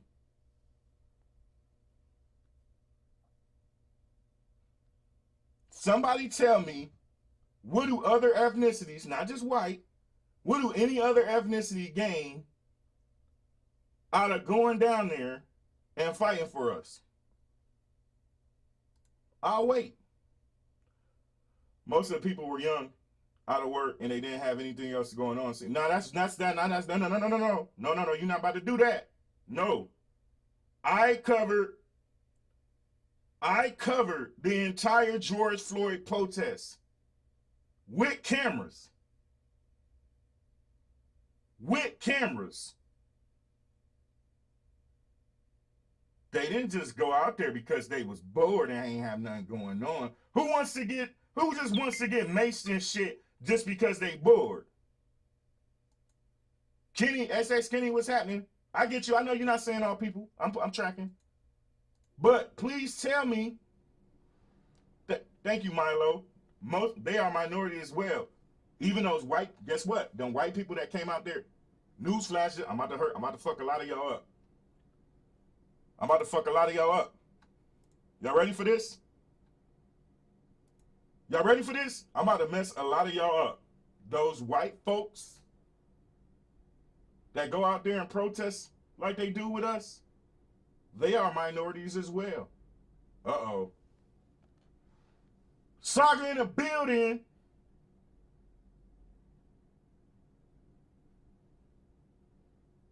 They are minorities. Who's gonna go out there and protest just because? Let me go out here and get pepper spray just because. Who do that? I just can't, but I think I see what the topic is about. They come for infiltration, distractions, and deflecting towards their agendas through our fights and force. It happened through the civil rights movement and every other movement we've ever had. For us specifically, bars.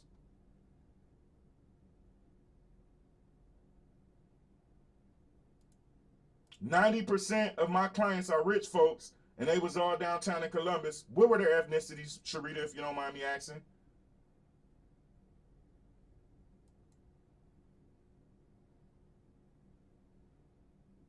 He said, I'll protest for pizza.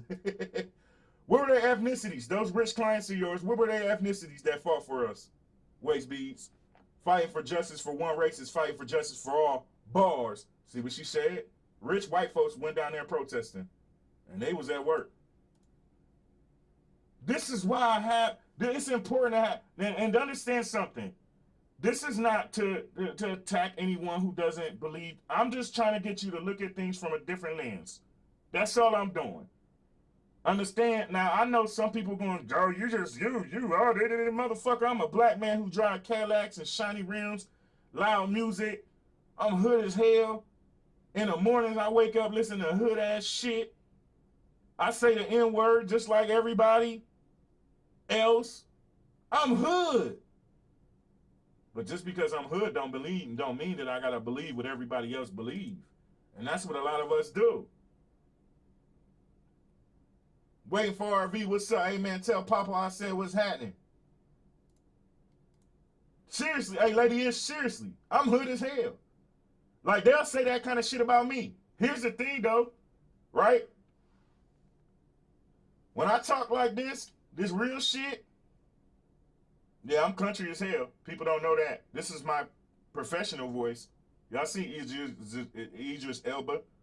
He from a whole nother country, sound American as hell. That's me. This is my professional voice. Professional me, y'all see. You know what I'm saying? And watch your tone, not your average guy. You try to slide that shit in there like I wasn't going to pay attention, right? At all costs, said, I agree with you. I love having a conversation where it's just not from one perspective. That's all I'm trying to do.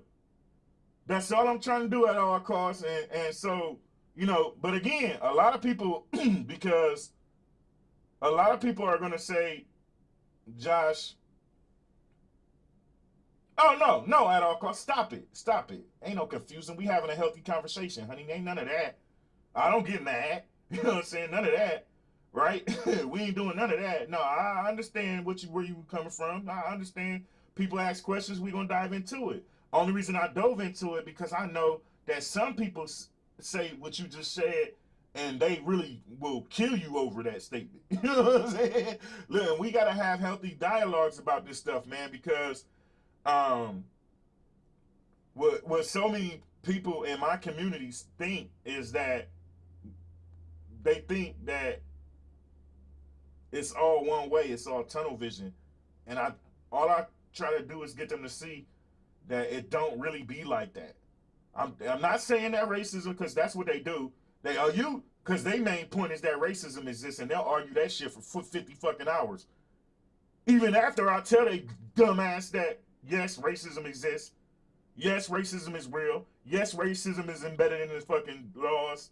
I'll tell them all of that. And they'll still be arguing that shit. I already said that, though. That's what they do in the black community. And when we have conversations like this, it's going to be people who label me, oh, you a sellout. I'm hood, though. Well, how am I a sellout? Because I don't believe everything that you believe.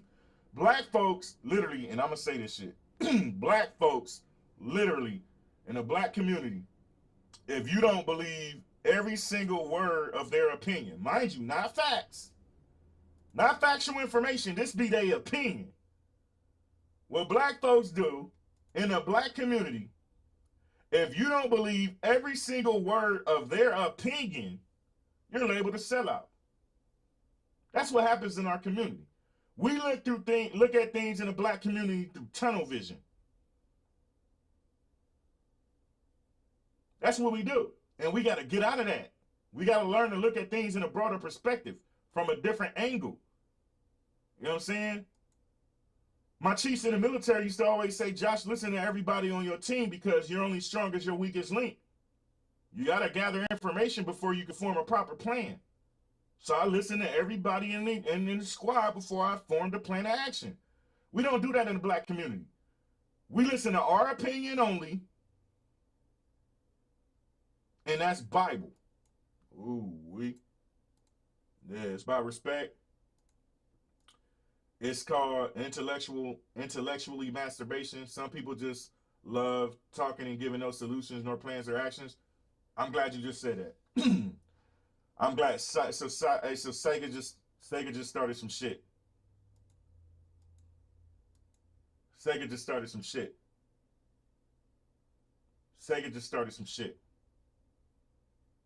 Let me light this damn cigar. Sega just started some shit. Sega just started some shit, y'all. I'm telling y'all right now. Y'all about to get double trouble and all that. Sega just started some shit.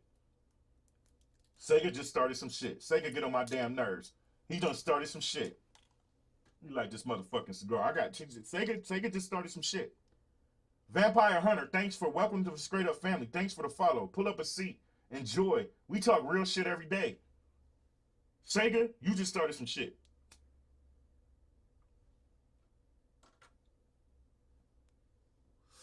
Sega just started some shit. Yeah. How y'all feeling? Y'all okay? Y'all okay? Sega just started some shit, though.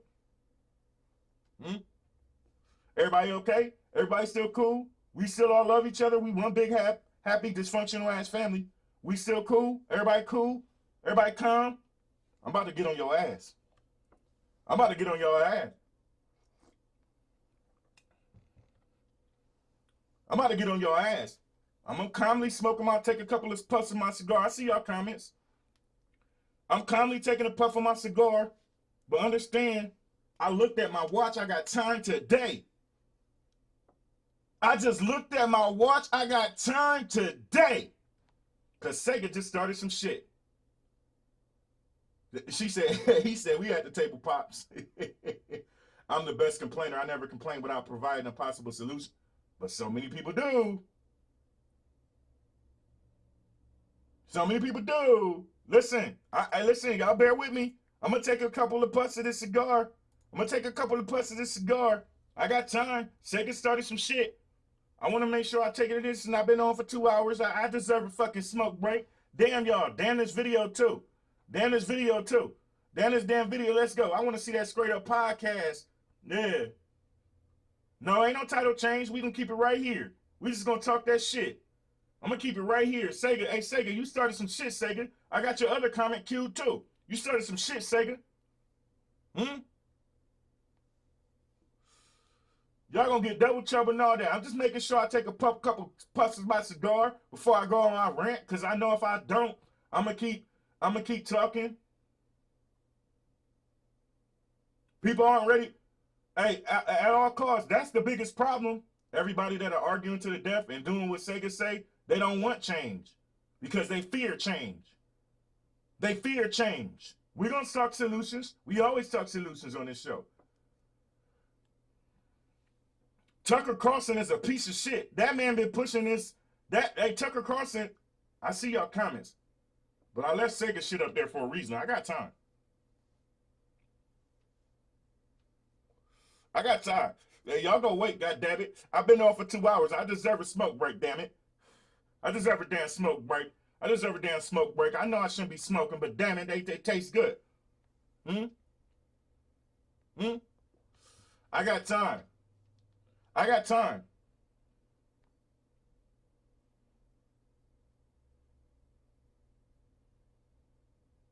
I got time. Change requires self-reflection. I got time. Y'all gonna let me smoke my damn cigar, goddamn. Y'all gonna let me smoke my cigar.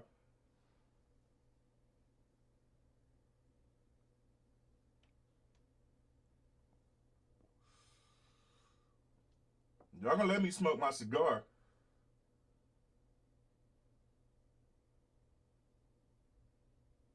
Do they? Hey, listen, Spectre is my brother, man. We don't agree on everything, but we respect each other's opinions. That's how I am. I respect other people's thought processes. We won't always agree, but I respect the thought processes. Don't change my love for him. Don't change the fact that he's a genuine person. Don't change the fact that he's helped me more in my stream than most people ever know. You know what I'm saying?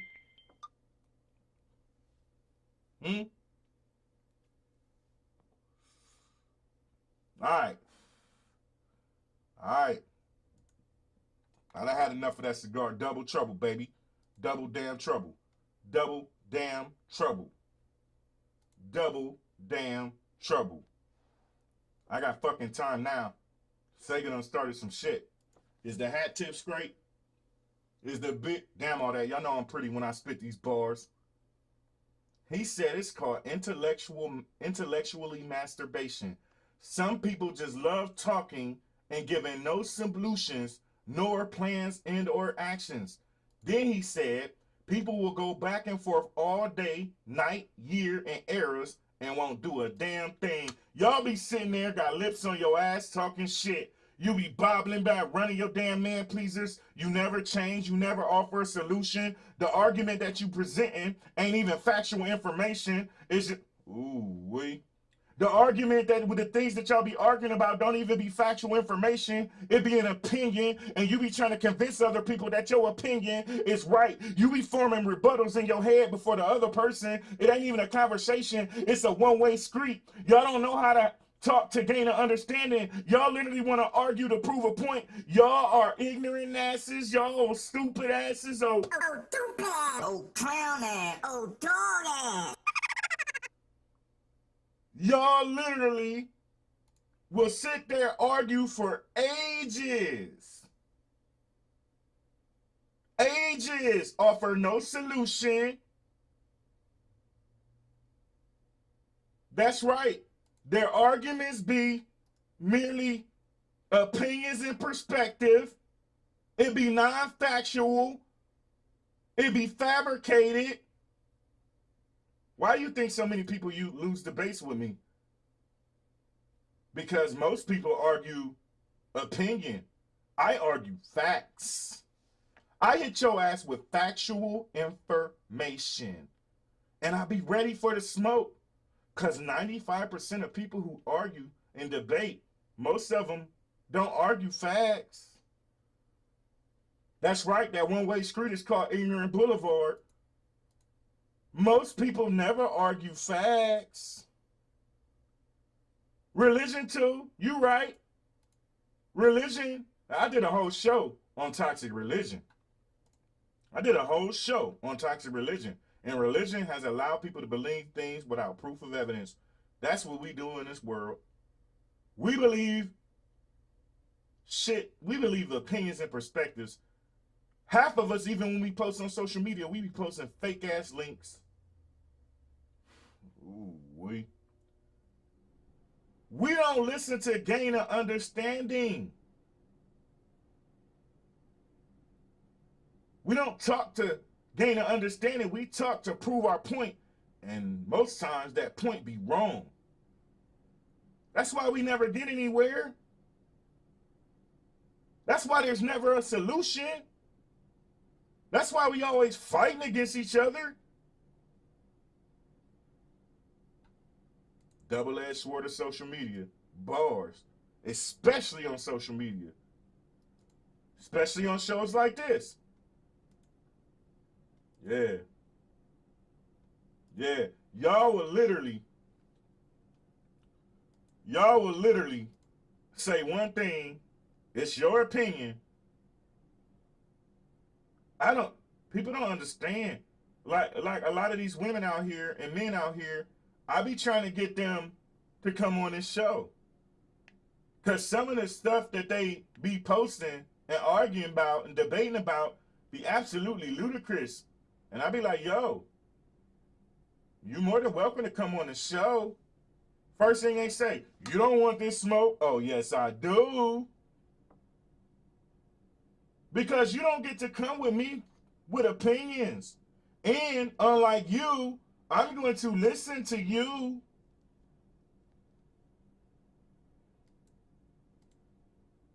Oh, man.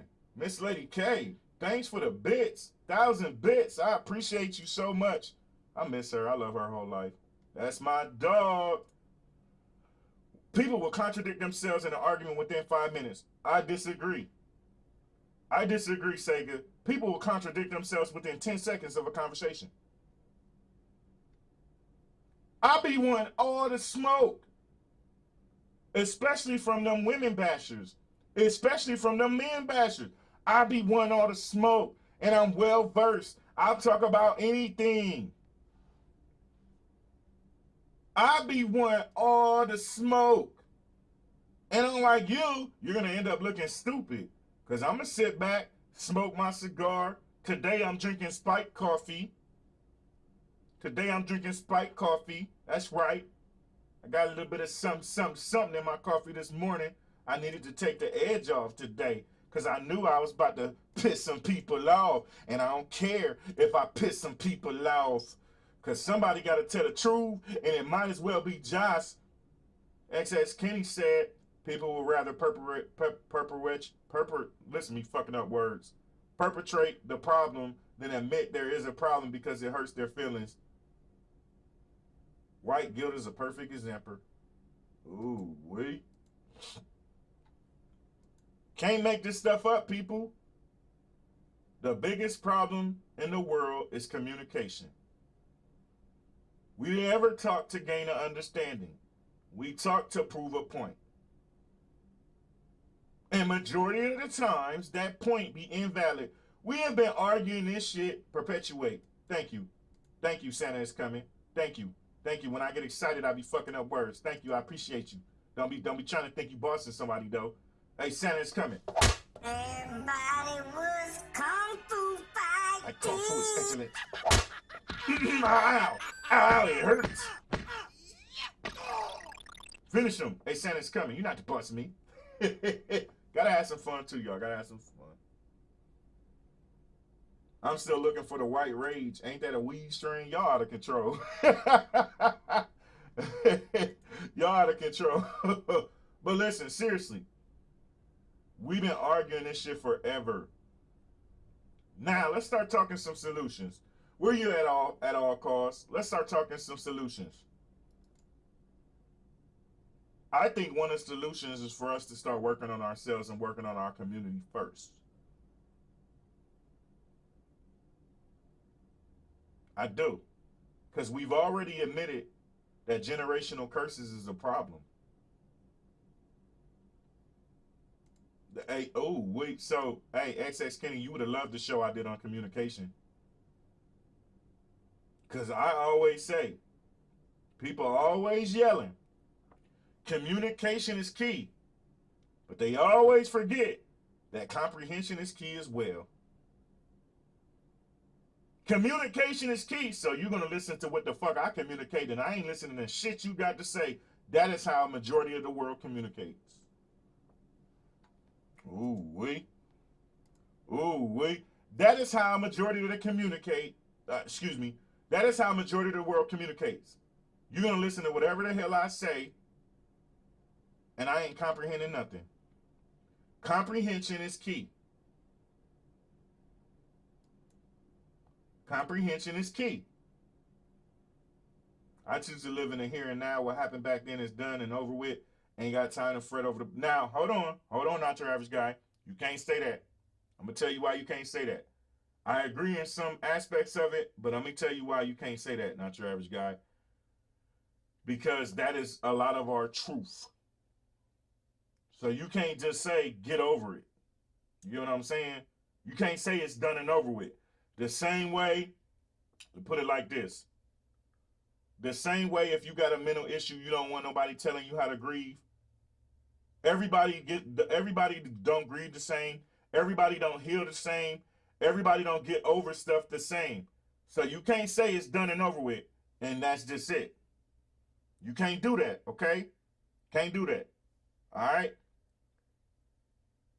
I choose to live in the here and now, but I can't ignore that my people went through this shit. I can't ignore that. Do I look at it differently than most of my people? Absolutely. But that doesn't mean it didn't happen.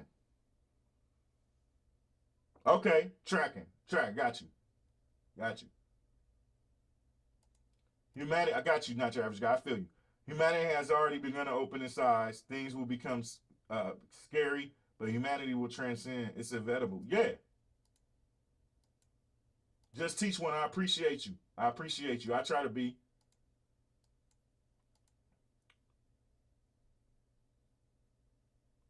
We are in important times, my friends. Be not jaded, nor your hearts hardened. Your daily interactions with each other is key. It is. Laugh and love. I agree with that.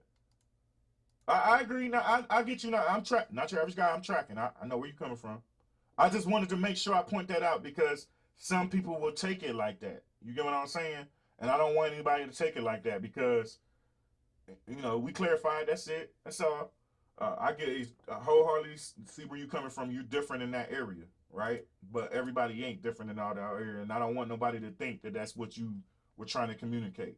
I get you. We here. I wanted to make sure everybody else was here with that statement. That's all. Want to keep the mood mellow in here.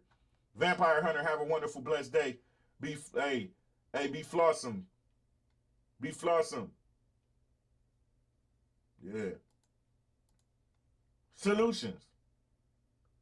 One of the biggest things that grinds my gears, and a lot of people ain't gonna like what I'm about to say, but I'm gonna fucking say it. I'm gonna say it. I want my community to stop fighting with each other. I want my community. We are the only community that won't unite. Literally. Every community got their problems. Every community got their problems. But my community, but they unite for the greater good. We are the only community that won't do that. And it hurts me. It hurts my soul because I know how great we are. I know how great we are, and I know how great things would be if we would. We are the only community. Let me just change this topic to real talk, man, because we ain't talking mass shooting now. We don't went deep. We don't went deep. So let me change this topic real quick to real talk, okay? Because we don't went deep. We don't want real deep.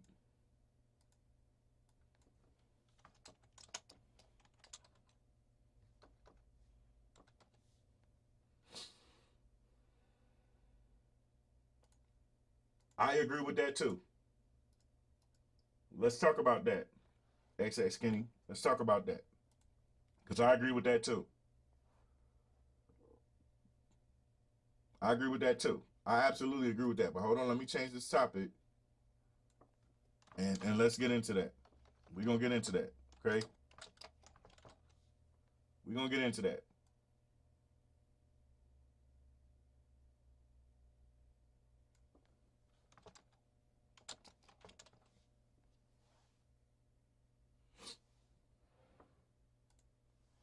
We're going to get into this, y'all. We're going to get into this. What what XX Kenny just said, we as white people are the ones that have to do the work. We created the problem. I do agree with that. But I want to add to that.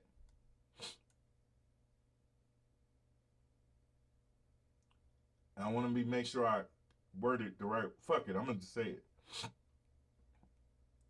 Yes, white folks created a problem. But that doesn't mean that us black folks use that shit as an excuse to be dirtbags to each other.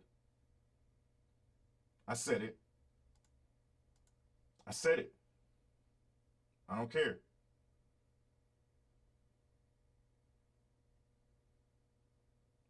Hey, but at all costs, you're right. A lot of my people say that to me. They say that to me all the time. We united before. Yeah, the last time we really united, there's two times I can remember us uniting. One, Black Wall Street. Two, legalization of marijuana. Legalization of marijuana. And to put Obama in office, even though he didn't do nothing for us. But at all costs, I believe we use that shit as a crutch. I really do. And a lot of people don't like when I say that shit, but facts is facts. We use, yes, white, like XX Kenny said, yes, white folks actually created the problem by doing all the stuff they did back in the day and doing all this bullshit they doing now. Yes, they created the problem. They have to fix it. But we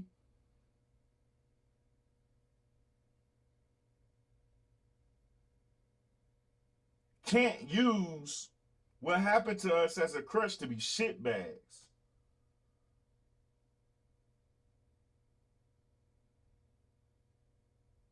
No, it wasn't. It wasn't his 100% his fault though, but still, that's what we did.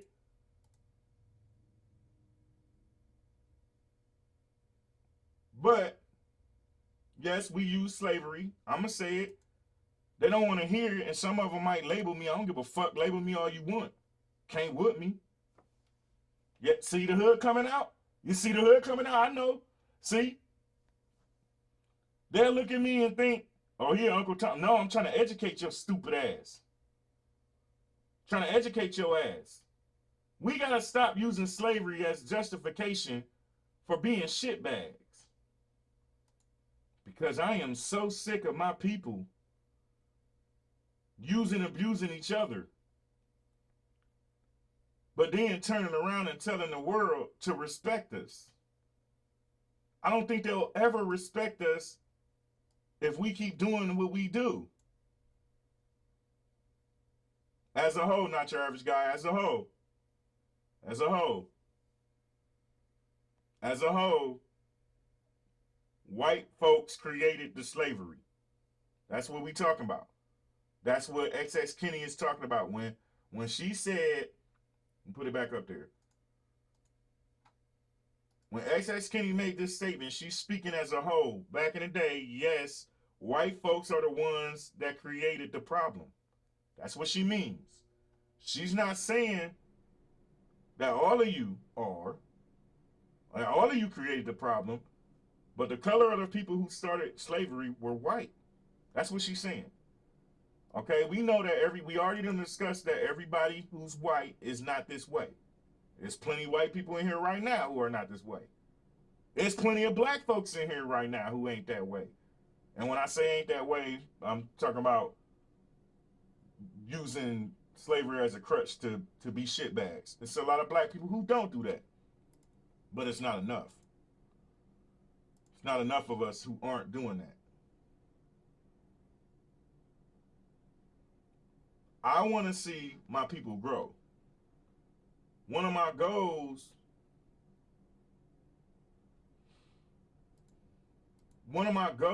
is to educate my people so they will start looking at things in a different way.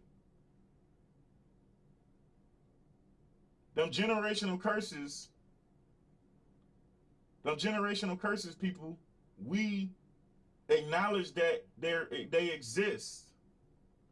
Thanks for the gifted subs. I appreciate you. Thank you so much.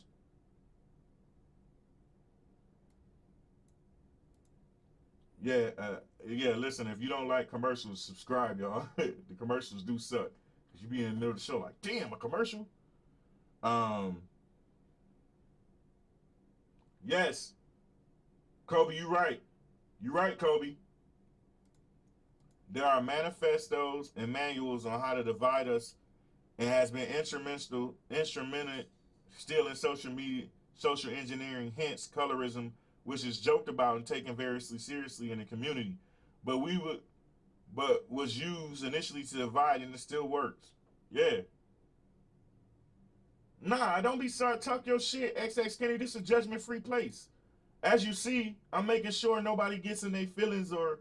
No, I make sure... Listen, when we talk about shit like this, I know that a lot of people are passionate about this.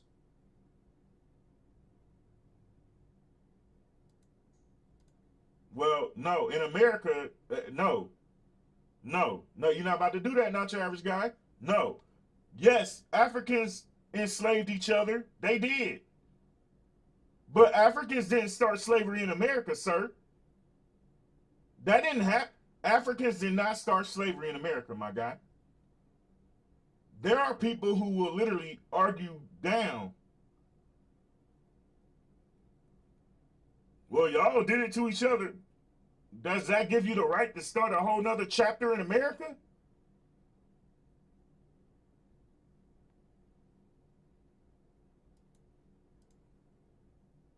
A lot of folks say that. Africans started it. They did. See, I'm one of them guys who's intelligent. I researched it. Yes, African tribes, they would take over other tribes and enslave the people of the other tribes that they took over. Yes, this is factual information. What is also factual information is that Africans didn't fly over here and start the slavery that's in America. So when people bring that shit up, I'll be like, whoa, you better pump your brakes. Africans didn't fly over to America or travel over to America and say, yo, we're going to start American slavery. Nah, we ain't about to do that. No. No, we ain't about to do that.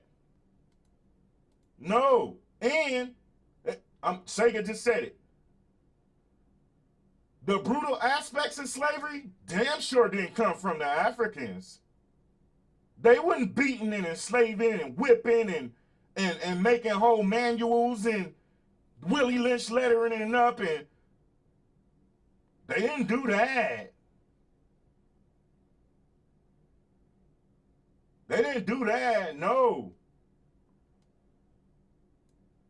No.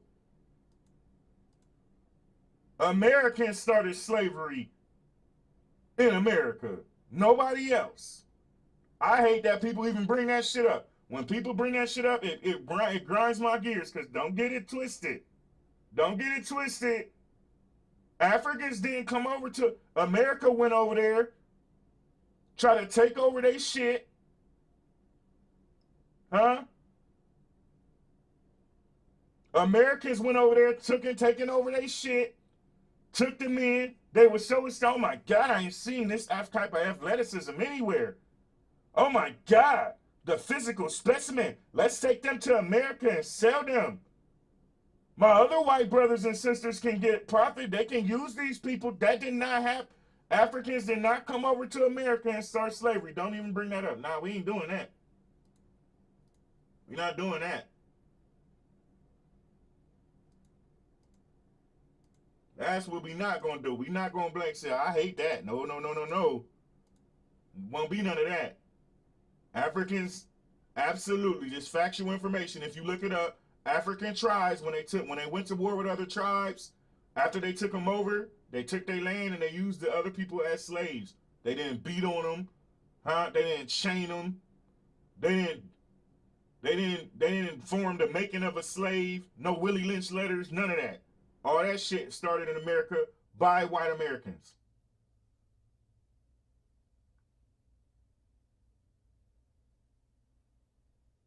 But American is the first. No, it shouldn't be. I'm going to tell you why you shouldn't mention it. Devlin, because it's touchy to us. And this is what I need people to understand. Like the same way, so as a black man, I think differently than most black men. I think differently because I don't have tunnel vision. I see the bigger picture. But it's a touchy topic to us. So when you say something like the Africans started slavery, oh, no. No.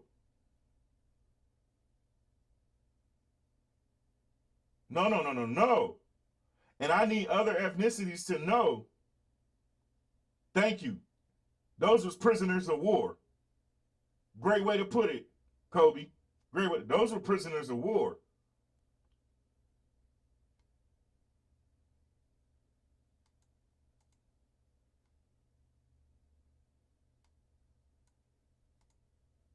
But what they getting it now, stay lifted, they getting it now. Even if it was started in Europe and brought to America, Africans didn't start slavery in America. Know that. Know that. Know that Africans did not start slavery in America. Europeans made it big. They said, you know what? Let's let the Americans in on this little secret. You're right there. You're absolutely correct. But a lot of white folks would say things like African slavery started with Africans. Nah. You got to be careful when you say stuff like that because it hit different for us. Some of our people are in jail now because of that 13th Amendment. Slavery still exists today.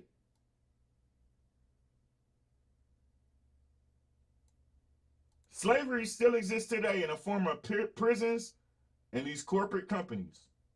Slavery exists today. I'm with that, Milo. I'm with that.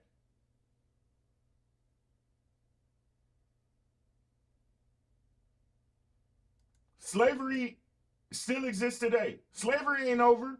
This is why it's so hard for a lot. See, I'm able to differentiate. I understand where my people coming from because I lived with them. I understand. I'm brought up in it. I understand where it comes. Understand something. The reason why it's so hard for black people to just swallow this pill is not an excuse. Because I don't use it as an excuse to hinder me. Right? I don't use this shit as an excuse to hinder me in my progress and my growth. Right? But the reason why it's so hard for so many black folks to get over this and to not use because slavery still exists. Slavery exists in a jail. Slavery exists in these corporations. Let's talk these corporations.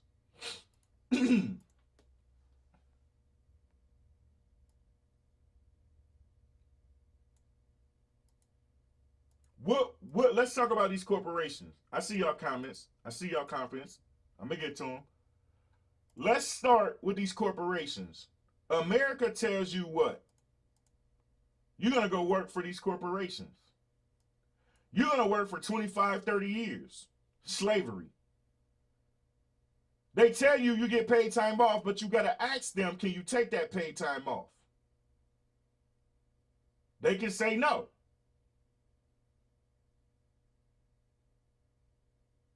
No, I need you. Too many people off today.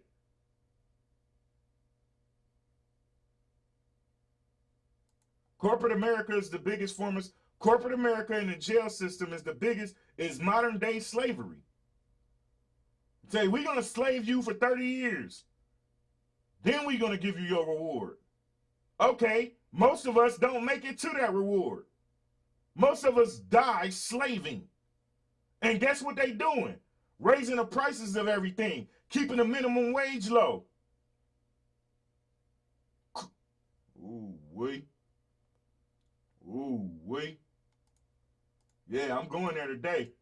I'm going there today. The only way you truly make real money in America is becoming an entrepreneur. If you are not an entrepreneur and you work in a 9 to 5, you are a slave regardless of your ethnicity. Oh, shit. Oh, shit. Yeah, I said it. I said it. If you are not an entrepreneur in America, you are a modern-day slave. It ain't no American dream. You're right, it's unattainable for a lot of us.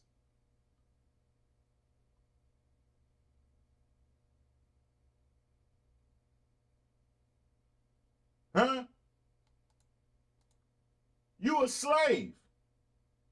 You work when they tell you to work. You away from your family. Half of us don't get to spend time with our family because we got to work 2-3 damn jobs. Corporate America is modern day slavery. Then they say you can't get your benefits and your reward and your retirement until you 65. Okay, so even if you do make it to that point, you only get a year or so before you die off. Now, you done slaved your whole life and didn't get a benefit. Some of us die before we make it to that point.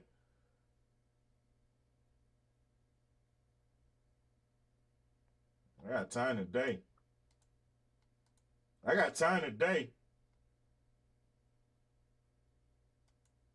That's right. That's right. We work more. We at work more than we are at home and still living check to check. Hey, Tony, that's what I do. Josh, give it to him raw. Please tell me how corporations are allowed to have policies that are unconstitutional. How their policies higher than the law of the land.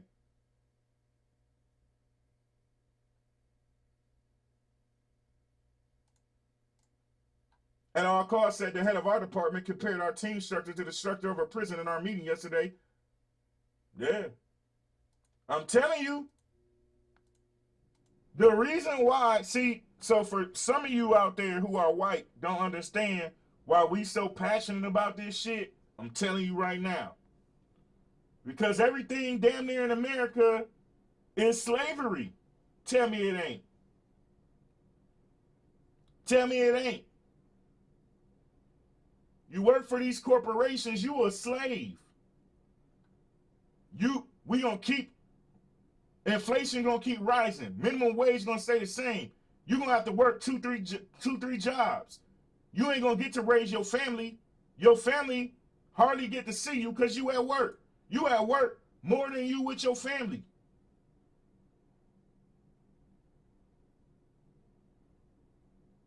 Unless you are an entrepreneur, and I've been trying to preach to my people not just my people, for everybody. Invest in yourself. Is it a longer process? Yes, but you make more money. Because they can't do you the way they do. Man, listen. Invest in yourself. The reason why so many black folks can't let go of the hurt is because they see that everything in America is modern day slavery. It's set up to be slavery. Huh?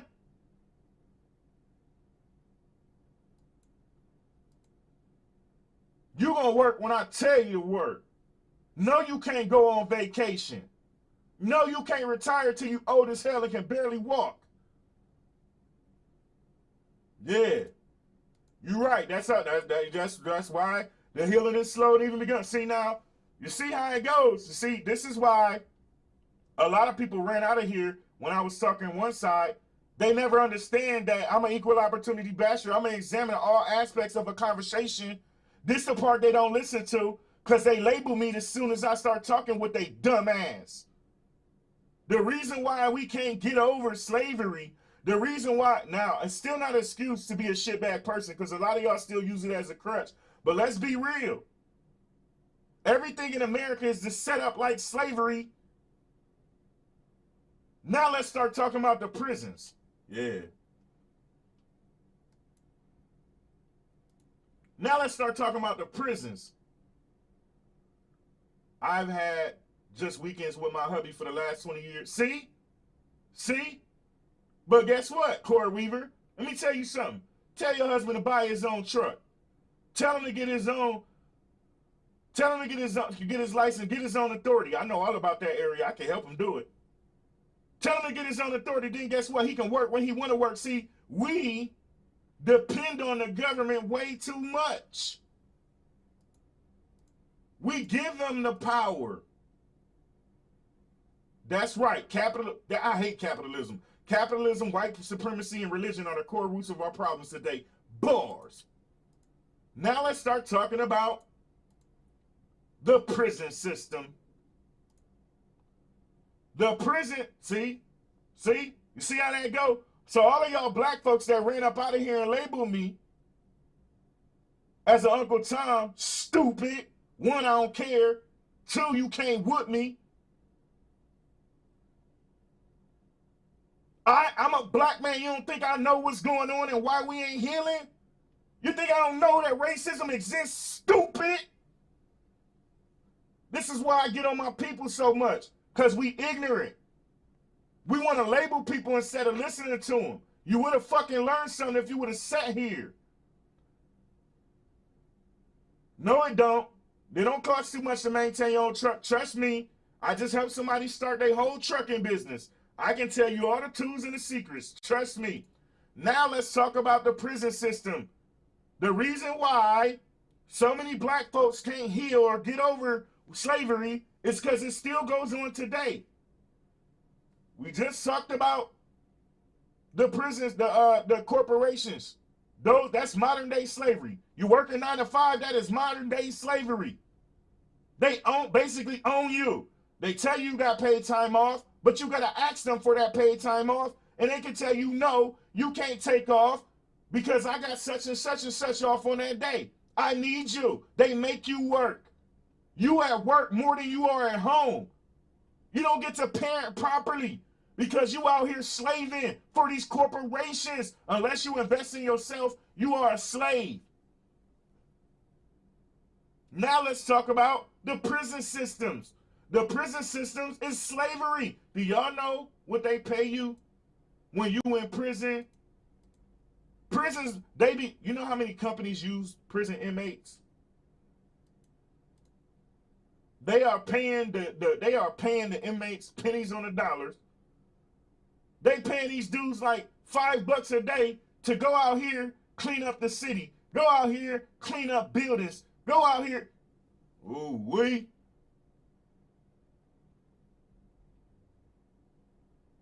They knew the day would come where we would start upright. They knew the day, yeah. They knew this shit would come when people would not be tolerant of their bullshit. So what did they do? It's a reason why. Man, riddle me this, y'all. Riddle me this. Everybody knows that the 13th Amendment was bullshit, right?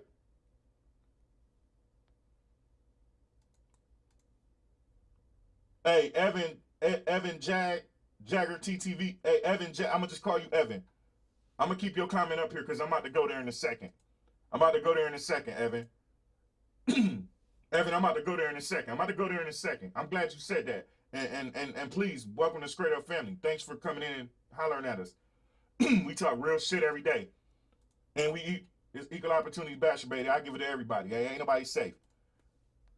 And we judgment free. Listen. Why do y'all think the 13th Amendment caused so many problems with one hidden clause?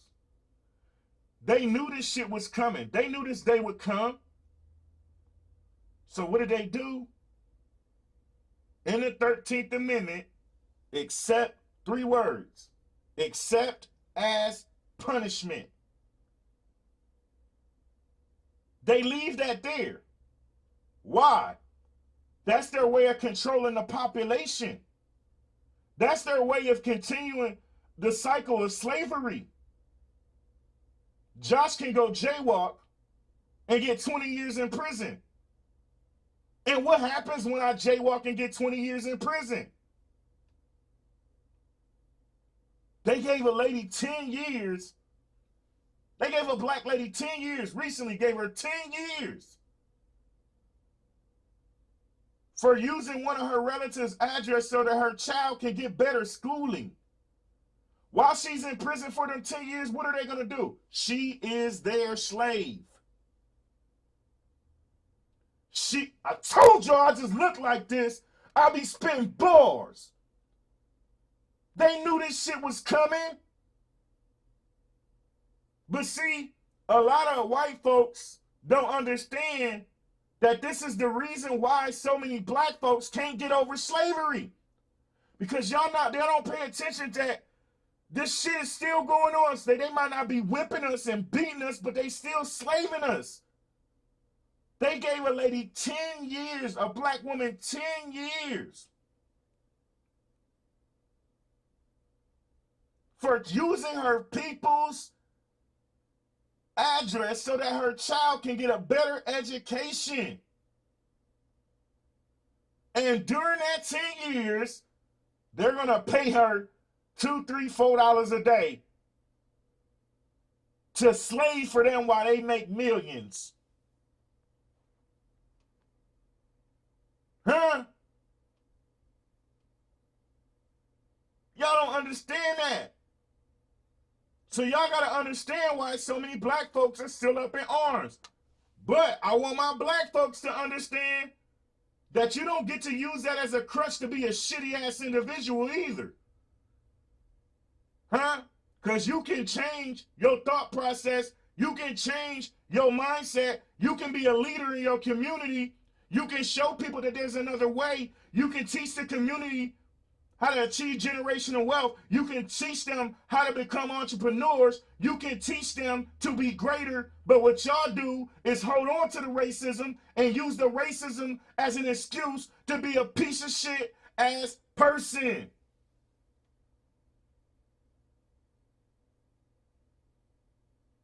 Huh? I told y'all I just look like this. I be spitting bars.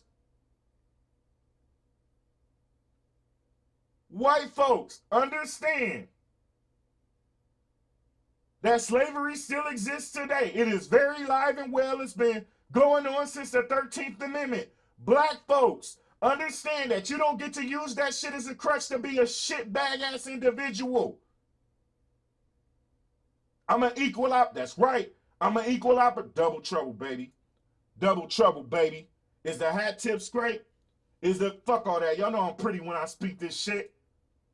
Double trouble, baby. Dear white folks, understand that the reason that so many black folks can't heal and can't get over slavery is because slavery never stopped. It exists in a corporation. It exists in a prison system. It exists in the laws. And that hinders a lot of people from being great. Now, equal opportunity basher, baby. I give it to the black folks, the white folks, the Asian folks, the LGBT alphabet community, whatever the hell you call yourself. The man, the woman, the ugly ass dog pissing on the corner in your carpet. Everybody gets it. Now, black folks, please stop using that as an excuse to be shit bags. Ooh, wee. Just looked at my watch. I got time today. Y'all gonna learn today. Yeah. And for all of y'all who left, dummy. All of y'all who left, dummy, ran up out of here. Ran up out of here because you thought, oh, Josh likes white folk. Correction, Josh love white folks. Josh love his white brother. I love my black brothers. I love my Asian brothers. I love every goddamn body because I love everybody who's a person. We are human beings. God damn it. Get on my goddamn nerves. Get on my nerves. Some of them gonna let Josh, you Uncle Tom, pull up and do something then. Matter of fact, I book flights. I'll pull up on you. Don't never forget that I come from Rochester, New York, baby. Don't never forget that I come from Wilson Avenue in Columbus, Ohio. Don't never forget that I come from Sugar Creek in North Carolina. Don't never forget I'm a whole combat veteran and I'm with the shits and ready for the smoke. Y'all are so damn ignorant. Y'all literally sit here and label anybody who doesn't believe every fucking opinion of yours. Yeah.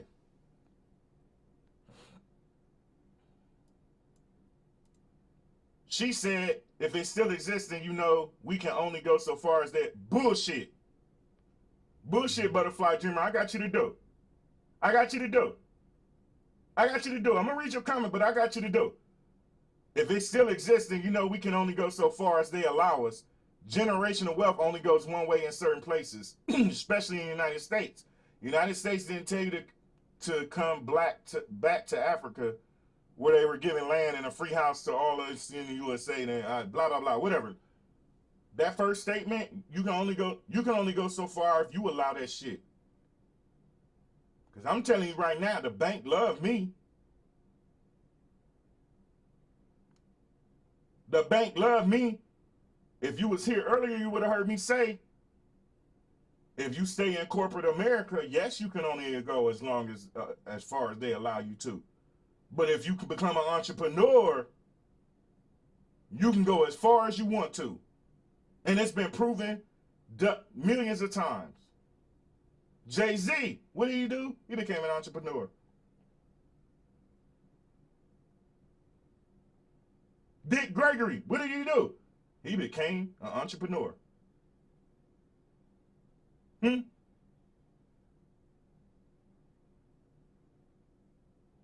happens. You go as far as you want to go.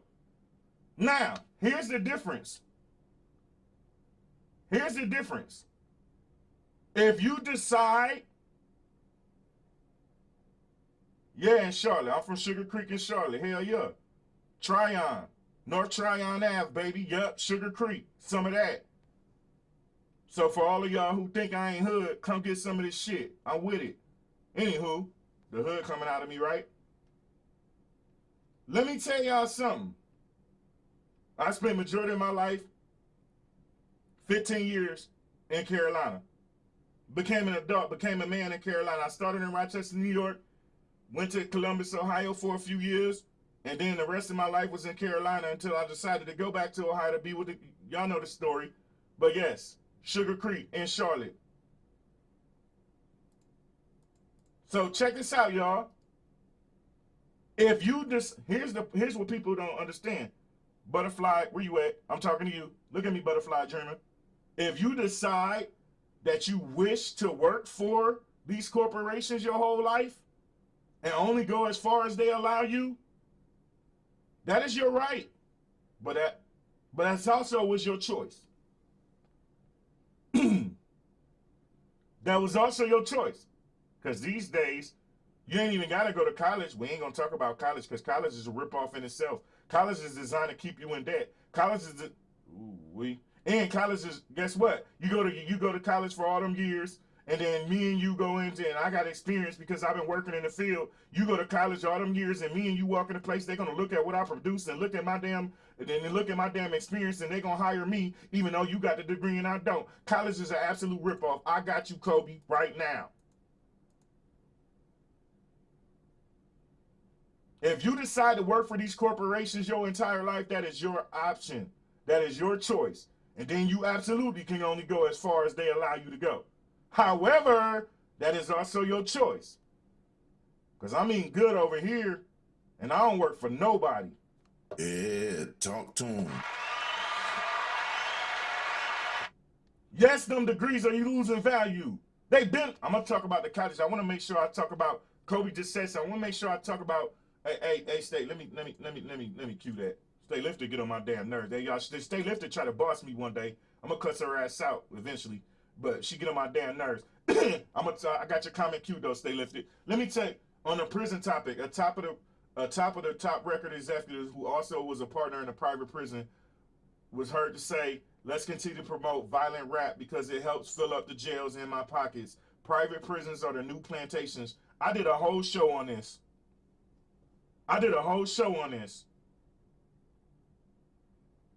Prisons are the new plantation. Why you think so many of them getting built? Why you think so many of them getting built?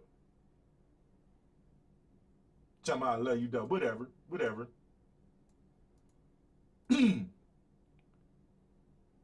I love Butterfly Dreamer. Butterfly Dreamer, I like her. She said, yeah, but how many know how to invest their money? Guess whose fault it is I'm gonna read the rest of your comment, honey. By the way, don't get it twisted. But guess whose fault it is, Butterfly Dreamer, that they don't. I had a host. Some of y'all been with me since the beginning of the time. Every single Friday was Entrepreneur's Corner, where I brought a new entrepreneur on here, gave them. And some of y'all don't know, my show blew up on Facebook. I had to delete the page and start over. So I took my loyal ones over to Twitch, started over, right? Every single Friday, I had Entrepreneur's Corner, teaching you. It is our job as leaders in our community to stop being selfish and having that crab in the barrel mentality. Stop getting out of the bucket and then turning your back on your community. Every single Friday was Entrepreneur's Corner. We was dropping entrepreneur gems. I was teaching people how to become entrepreneur. It is our job to teach our community, people. The problem is so many of us got to support me, but fuck you mentality. Want me to go there?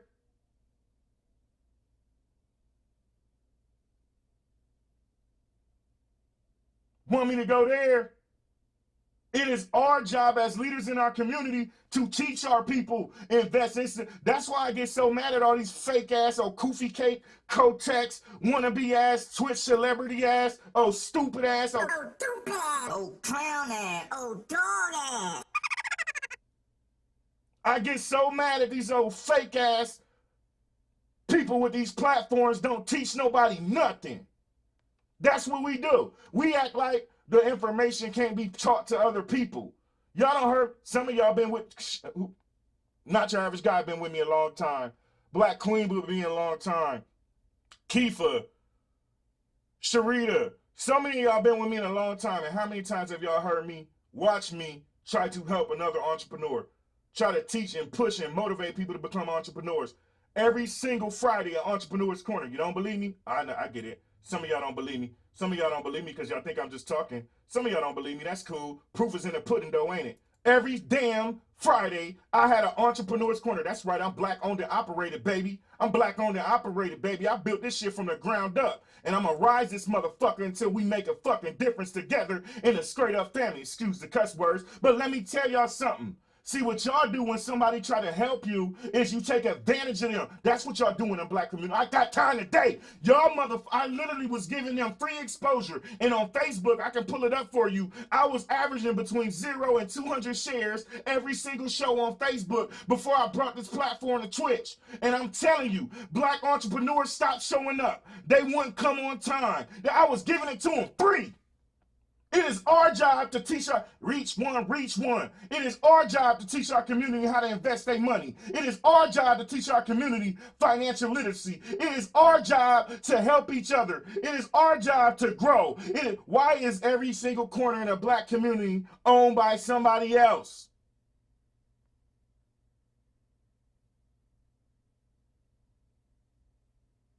Six weeks straight. The entrepreneurs stopped showing up. No call, no shows. It is our job as leaders. Some of y'all want to be a leader, but it's bullshit. All you really want is fame, attention, and clout. I said it. I said it. I said it. Most of y'all care about in our community, yeah, since we talking that shit, I gave it to the white folks for not understanding why we why we can't get over slavery. Now I'm gonna give it to my people because I'm an equal opportunity bastard. Majority of y'all in the black community gotta support me, but fuck you mentality.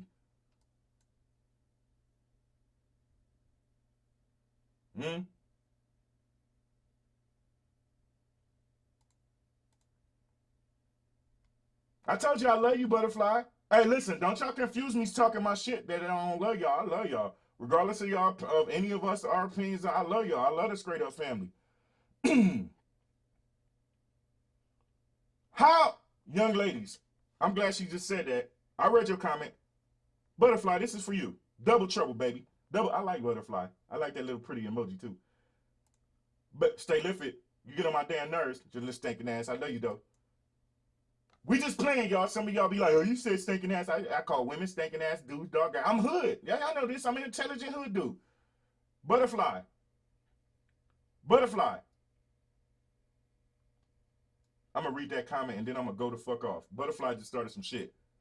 Hair products in the store not owned by us no more. It's sad. This is partly why I said it. takes a long time and willpower. Not many black folks put in that effort to make their money flow or work for them. Guess what, Butterfly? I am. Since the beginning of time, I have always said, I'm going to grow my show from the ground up.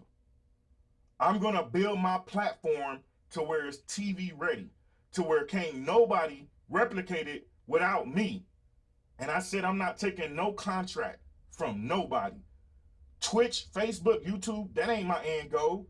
My end goal is my own damn network, so I can have a whole team, 24 hours of people spitting bars. It don't have to be the Straight Up Podcast spitting bars the whole day. I'm going to bring people who want to talk and use their voice to make change. The biggest problem that most of us got, Nick Cannon. The biggest problem that most of us got, Charlemagne. The biggest problem that most of us got is we signed a contract with these corporate folks, and so now we got to water ourselves down. Now, I'm strapped in. I ain't going nowhere. I made it to where my money worked for me. I made it to where I don't gotta work. The bills is already paid. I made it to where I can focus on this, grow it from the ground up, and then make a difference when there's millions and millions of followers on the Straight Up Podcast. All you entrepreneurs are gonna wish that you stuck with me. Ain't nobody gonna make me water down my message. That's our problem. I love Charlemagne. He made one crucial mistake. He signed a contract, and since he signed a contract, he can't talk how he want to talk. He got the little man in his ear. He got the little man in his ear saying, hey, hold on, homeboy, don't you go that far. Picture this. Can y'all imagine me in Charlemagne's position with Joe Biden on this show? One day, them presidents going to have to come and face the Straight Up Podcast. I promise you that. I'm strapped in. Can y'all imagine Joe Biden, dog ass, being on a Straight Up Podcast as a guest and telling me that if we don't vote for him, we ain't black? You know what the hell would happen to Joe Biden if he said that shit? I would eat his ass up. And I love Charlemagne, but he made one mistake. He got the bug in his ear. He signed the corporations. He's a slave to them. So he couldn't say what he wanted to say. That's right. Contract equals censorship. You ain't censoring shit on a Straight Up Podcast, baby. Sugar Creek in a building. It's the reason why it's not the straight. I got a hard time saying it. It's the reason why it's a C in that, because we say straight, strong, street in Carolina, baby. Listen, contracts equal censorship. And when a contract come to me, I tell y'all right now, y'all know how many companies come to me trying to buy my show every day? Ain't nobody ever seen nothing like this before. Hey, have a great day at all costs. They ain't never seen that. This millionaire shit don't look like this, y'all. Y'all know it. Y'all sitting here right now. Y'all ain't never seen nothing produced like this. Right? Thank you. Get her together. Put a C in my shit. Strawberry. That's right. Just teach one strawberry. Strong. Street. Straight. Yeah. Yeah. Put a C in my shit, please. Thank you. Thank you. I appreciate you. I appreciate you. Y'all ain't never seen no shit like this. How many of y'all seen something produced like this before in your life as a podcast? This shit is BET ready, baby, for a reason. Close the screen. The screen though. Like, hey, hold on. This teach one. Don't be trying to make me get out of my professional manner, okay? Billionaire in the building. That's right, Kiefer. Yeah, billionaire in the building. The struggle is real. Yes, the struggle is real. The struggle is real. Y'all get on my nerves. Y'all trying to make me break character today. I love y'all though. With your little dog ass, your little stinking ass. I love y'all though. Listen, it's a reason why. No, it's a C. It's a C. It's a C, Nacho. Have you, not your average guy? You've been with me all these months and you thought it was a K. Watch your tone, Nacho. You know what, not your average guy? Everybody was kung fu Like kung fu fighting. specialist. Ow, it hurts. Finish his ass. Yeah. Listen, it's a reason, and it's also a reason why I don't come check a lot of y'all out. Now, I do make time and go pop up on people. I pop up on people. I'm a master lurker. I pop up on them. I host them, and I dip. But there's also a reason why I built this platform like this, because can't nobody replicate it. It is TV ready, which means every single day, y'all, when I get done, I am sending this show out, clips, analytics, all that to different networks. And when that one you know why I ain't signed a contract? Because every time I talk to them, you know what they agony has to say? Hey, can you not say this? Hell no. Ain't no censorship. This my show. You can't entice me with cameras and lights and running my show. I do that shit myself already. All you can do is run me my bag and let me run your ratings up. If you ain't about that, get your stupid ass over. Oh, stupid ass. Oh, clown ass. Oh, dog ass. Out my face. See, we don't want to build it from the ground up. Most of us we don't want to put that work in, so we sign contracts. And when you sign on contract, most of the times, you're signing your life away to the devil. And we got to start teaching our people. Every single day, I'm teaching somebody something. You need that coworker? Tell your coworker to tune in. I'll beat him for you. Buy myself that Lambo. I ain't renting it from you. Yeah. Every day, I'm up here spitting and teaching something, man. I ain't up here cussing folks, yelling at folks. I do yell a little bit, but hey, that's part of my personality, right? It's passion. I'm teaching people something, and that's a big problem in our community. We don't never want to teach anybody anything. When this shit blow up, I'm going to have straight up community centers all over the world. And what are those community centers going to do? Teaching our people, all people, not just my people, all people, entrepreneurism, how to get an LLC, how to type up grants. Yeah. How to not be a slave to America. Yeah, basically. You signing that contract is like buying the foundation of a house you don't want to build on. Bars. I ain't doing that. I'm built for this shit. I'm built for this shit, y'all. And I ain't going nowhere. I ain't going nowhere. Listen, I know we uncovered a lot. Hey, Butterfly, that's absolutely correct. Because you can lead the horse to the water. You can't make them drink. And that's what I had to learn the hard way. That's why I'm selective of who I allow on my space now. Because in the beginning, I try to help there were so many people here in the beginning. Some of y'all were here with me. Y'all watched me fully help people get on. Y'all watched me connect people to people. They used me to get to the connections, and then the support me but fuck you mentality. They used me for my connections that they would never get, because trust me, I'm well connected. Don't get it fucked up. I'm well connected. Especially in Ohio. Extremely connected in Ohio. Extremely connected in Ohio. Big side getting hungry. Watch your tone, not your average guy. But listen, that's my dude. Hey, don't get it twisted, man. Not your average guy, that's my dude. You know what I'm saying? All of y'all, man, I love all of y'all, man, because without y'all, there is no me. I say that shit all the time. I say that all the time. I'm proud because we streaming today on Facebook and YouTube and Twitch. Twitch is home for now. Eventually, SiriusXM or one of these networks got to holler at your boy. You know what I'm saying? And I'm not going to stop putting my foot on their necks. I'm going to show my community that the crab in a barrel mentality can be broken. Yeah? Okay. I was in Columbus for a while. 7 years in Columbus, and before that, it was 3.5, 4 years. So 11 years in Columbus, 15 years in Carolina. That's why when people ask me where I'm from, I say Ohio, Carolina. Because 11 years in Columbus, 15 years in Carolina. You had to go get you some food? See, if I start eating, y'all start talking about me. Y'all start talking about me if I start eating. It is good, Butterfly Dreaming. It is. I love my Buckeyes. I love my Buckeyes. Carolina is good. I love Carolina too. I love Carolina too. Wifey went to ONU in Ohio. Okay. I need people to understand in our community, y'all, that, and I'm going to need y'all to help me with this, y'all, because I want to bring back Entrepreneur's Corner. So this is just beginning. Understand something, y'all. Everything that I built for this show is not going away. I'm going to bring it back.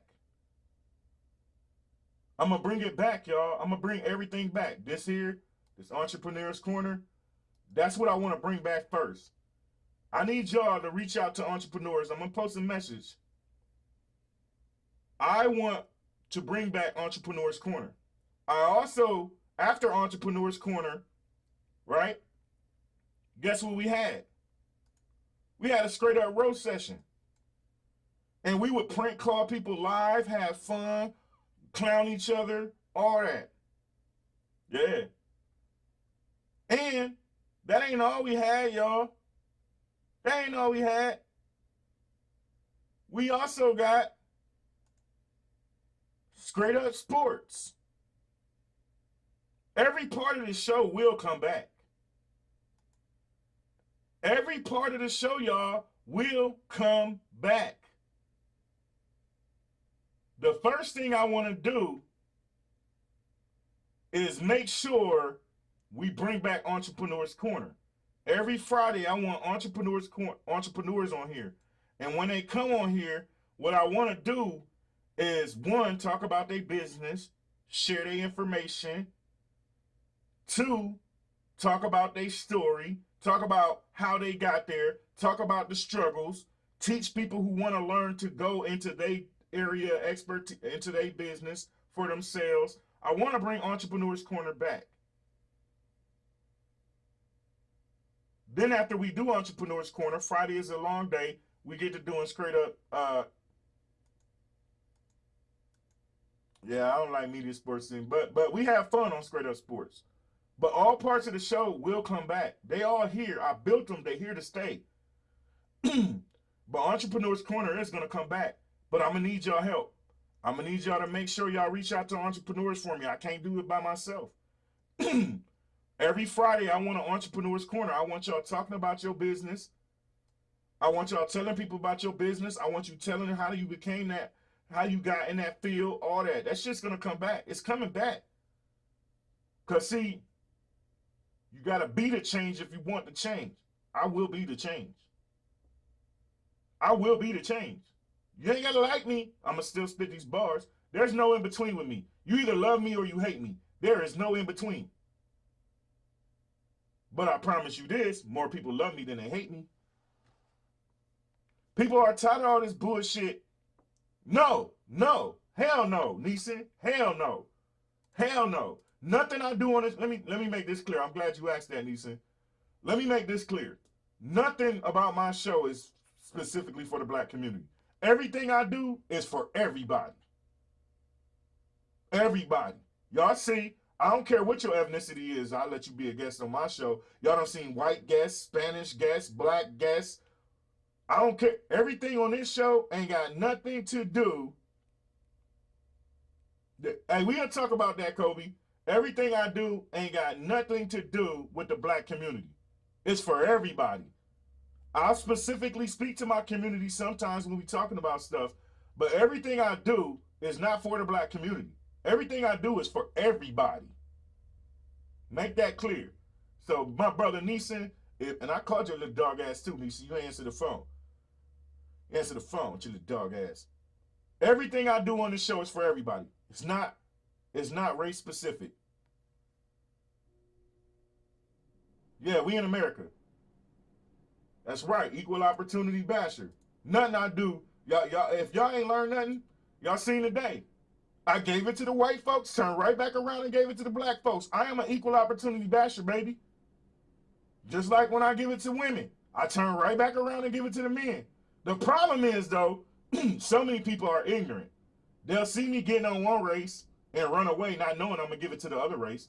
They'll see me getting on the women and run away, label me, and not stay here for when I give it to the man. Everything I do, I give it to everybody. If you run away and label me, that's your fucking problem. I don't care. It ain't stopping the show. My queen is a week away from finishing her degree in specialized education. I'll probably go do a program for massage therapy and acupuncture, so in a couple years you can start advertising me then. Say less, Milo, because I ain't going nowhere. I'm strapped in. I ain't going nowhere. I'm strapped in. Butterfly, they don't never give it a chance to sink in. So, for all of y'all who've been following me for a while, they'll tell you, Women in here know. Where Reggae Lover and all of them at. They know one thing about me. Hey, Usami, whatever the hell your name is, watch your damn tone in my house. The hell? You come in here, don't know what we talking about, and running your damn man, please. Just shut your stupid ass up. Oh, stupid ass. Oh, clown ass. Oh, dog ass. Everybody was kung fu fighting. Ow, ow, it hurts. Finish your dog ass. Get your little dog ass up out of here. How you gonna come in 3 hours into a damn stream and then it seems like you're talking about, motherfucker, you been here two and a half seconds. You don't know what the hell we talking about. Shut your dumb ass up. Now, like I was saying before I was dumbly interrupted, they never give it a chance to sink in, but the people, Butterfly German, who've been with me for a while, they know. The women in here know one thing about me. When I get to giving it to the men, you know, most places, when men start talking about men, the women be going ham. Not here. Because the women here know, wait a minute, let me settle down, because I know he about to flip it and give it to us women as soon as he finished. Everybody knows that about me. I'm an equal opportunity basher. I give it to the man, the woman, the black community, white community, Asian community, Spanish community, LGBT alphabet fucking community, the ugly ass dog pissing in your corner on your carpet. Everybody gets it. The problem is people come in here, they watch one portion of what I'm talking about. They don't even let that sink in, and they don't even get to see the part where I give it to the other ethnicity or the other race or the other gender. Yeah, it's about perception. Fuck them. Think what you want. It ain't going to stop the show. Women, I tell you, women in here, nah, don't give them no second. Hey, waist beads.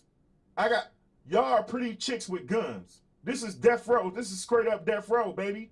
You pretty, don't give nobody no chance. They say something dumb, get their dog ass up out of here. Hey, y'all pretty women with guns. Don't be sitting here trying to be nice and shit. Ain't no nice. You security. Security, get him out of there. Security, get him out of here. Miss Mocha.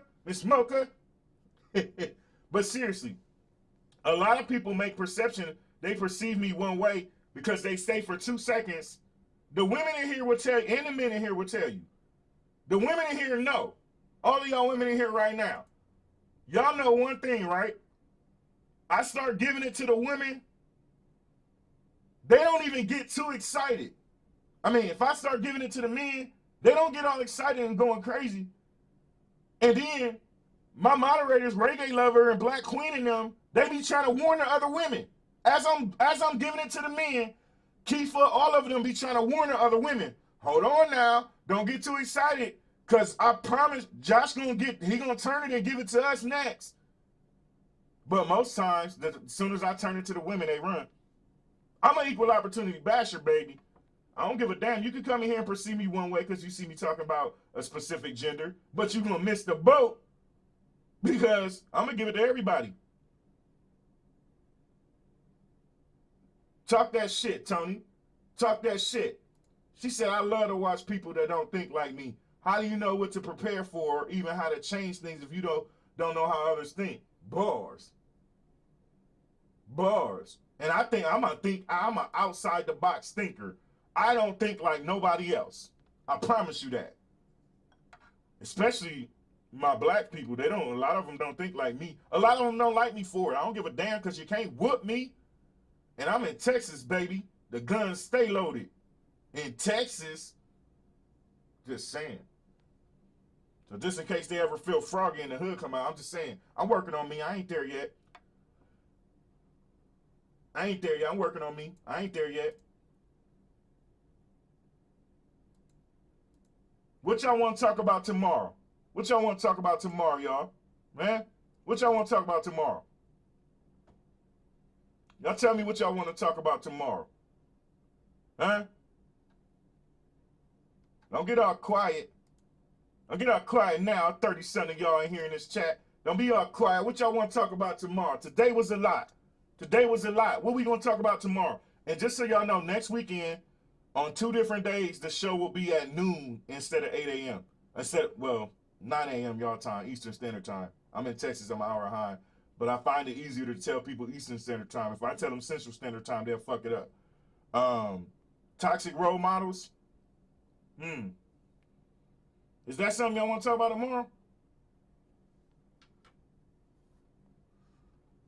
Listen, I need people to understand that mark your calendars, because next week is the last week of school for my son and my daughter. My son has a award show on the 23rd, I believe, and my daughter has a show on the 26th, I believe. On those 2 days, the show will be at noon, because I be damned. I love y'all to death, but I be damned. Part of the reason I'm an entrepreneur is because I want the freedom. I don't want to miss. I want to be PTA Daddy of the Year. I ain't missing shit of my kids.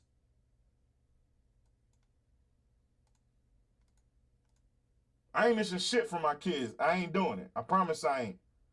So I will do the show, because I do love y'all. I will do the show. But on those 2 days, and I confirm the time, tomorrow. I'll give y'all exact days, because I know my daughter's is on the 26th, and I can't remember if my son's is on the 23rd or the 24th. One of them days. But I'm telling y'all, on those 2 days, the show will start at noon. Because I'm not missing shit from my kids. I promise I ain't. Hey, watch your tone. Watch your tone, Tony. Might care about you going on your little trip. Toxic parents, you know what? Let's do toxic parents tomorrow. That's right. PTA Pawpaw, that's me. PTA Pawpaw, that's me. That's me. I'm PTA Pawpaw. Nisha, hey, let me say something.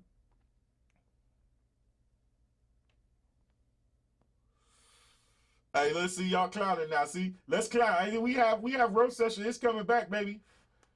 Milo said, imagine Josh at a PTA meet. Hey, yo, the school love me, man. The kids love me. I'm telling you, I'm a clown in real life, y'all. Some of y'all, I keep telling y'all, if y'all want to see me outside the show, pull up in Kobe room, pull up in Spinner room, or pull up in Trelly room. I am always them the three. Dr. Dady don't stream as much, but them three, I love them three to death. And I'm always in their room clowning and having fun. Trust me, I'm a clown in real life, y'all. I'm a clown in real life.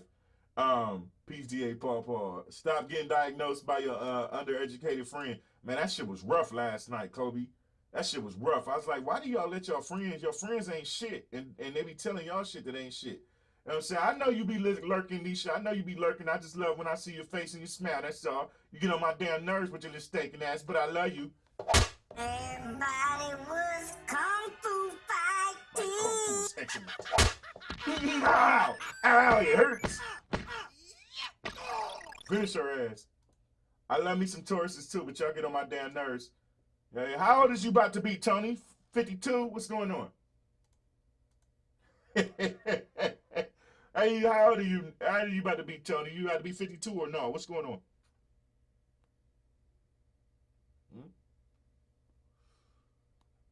Let's do that toxic parent. Y'all want to do toxic parents tomorrow? Y'all want to do that toxic parents? Because we can tie toxic role models into toxic parents. Y'all want to do toxic parents tomorrow?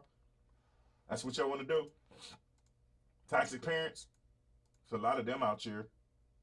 There's a lot of them out here. There's a lot of toxic parents out here. Sitting here acting like you somebody, leaving your damn kids taking your kids to daycare and you ain't even working. Yeah, it's a lot of them. It's a lot of them. It's a lot of them out here. A lot of them out here. 87. Damn, you old as hell. Damn, you old as hell. Hey. Y'all gonna watch your tone though. I see y'all trying to be slicky. Y'all trying to be slicky mouses and stuff and act like I ain't paying attention to it. Let's see. You know what? I was gonna look for somebody to raid, but damn that. I like the beats. I like the beats, y'all. I like the beats. Listen, tomorrow we're gonna talk toxic parents. We're gonna talk toxic parents tomorrow. The ones that leave their kids with their grandparents every day and only parent when convenient. Yeah. Yeah. It's cats over the kids in this house. Yeah, you do. Hey, so are any of y'all available tomorrow? I keep telling y'all I love having guests. Preach on? We can raid Preach. Is Preach on? We'll raid Preach. Say less, we'll raid Preach. Hey, any of y'all want to be guests?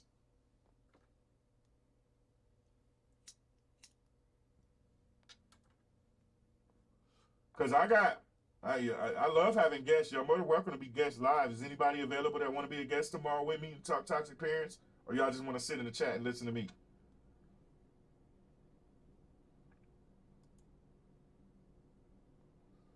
Y'all just want to sit in the chat and listen to me? Nobody want to come on live? Huh? Yes, no, maybe. Yes, no, maybe.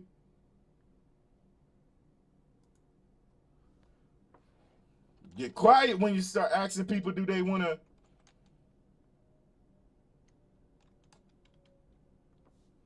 Get quiet. Okay, no biggie. Well, listen, y'all. Y'all copy this raid message, Facebook and YouTube. Y'all gonna see this outro. Hey, no biggie, no biggie. I get y'all.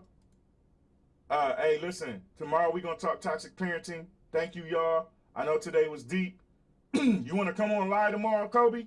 I hit you up. I'm going to call you in a second, Kobe. I'm going to call you in a second. Y'all copy this raid message. Don't leave. Don't go nowhere. We're going to raid Preach. We're going to raid Preach. Listen, on Facebook and YouTube, y'all going to see an intro, the outro.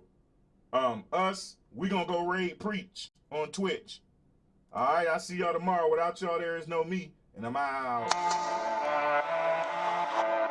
Is the hat tip straight? Is the beard? So many of you men out here don't understand. Y'all want a woman to submit to you, but unless a woman feels secure, she will never ever submit to you. Oh, read that boy, what's up? Lord. Straight up.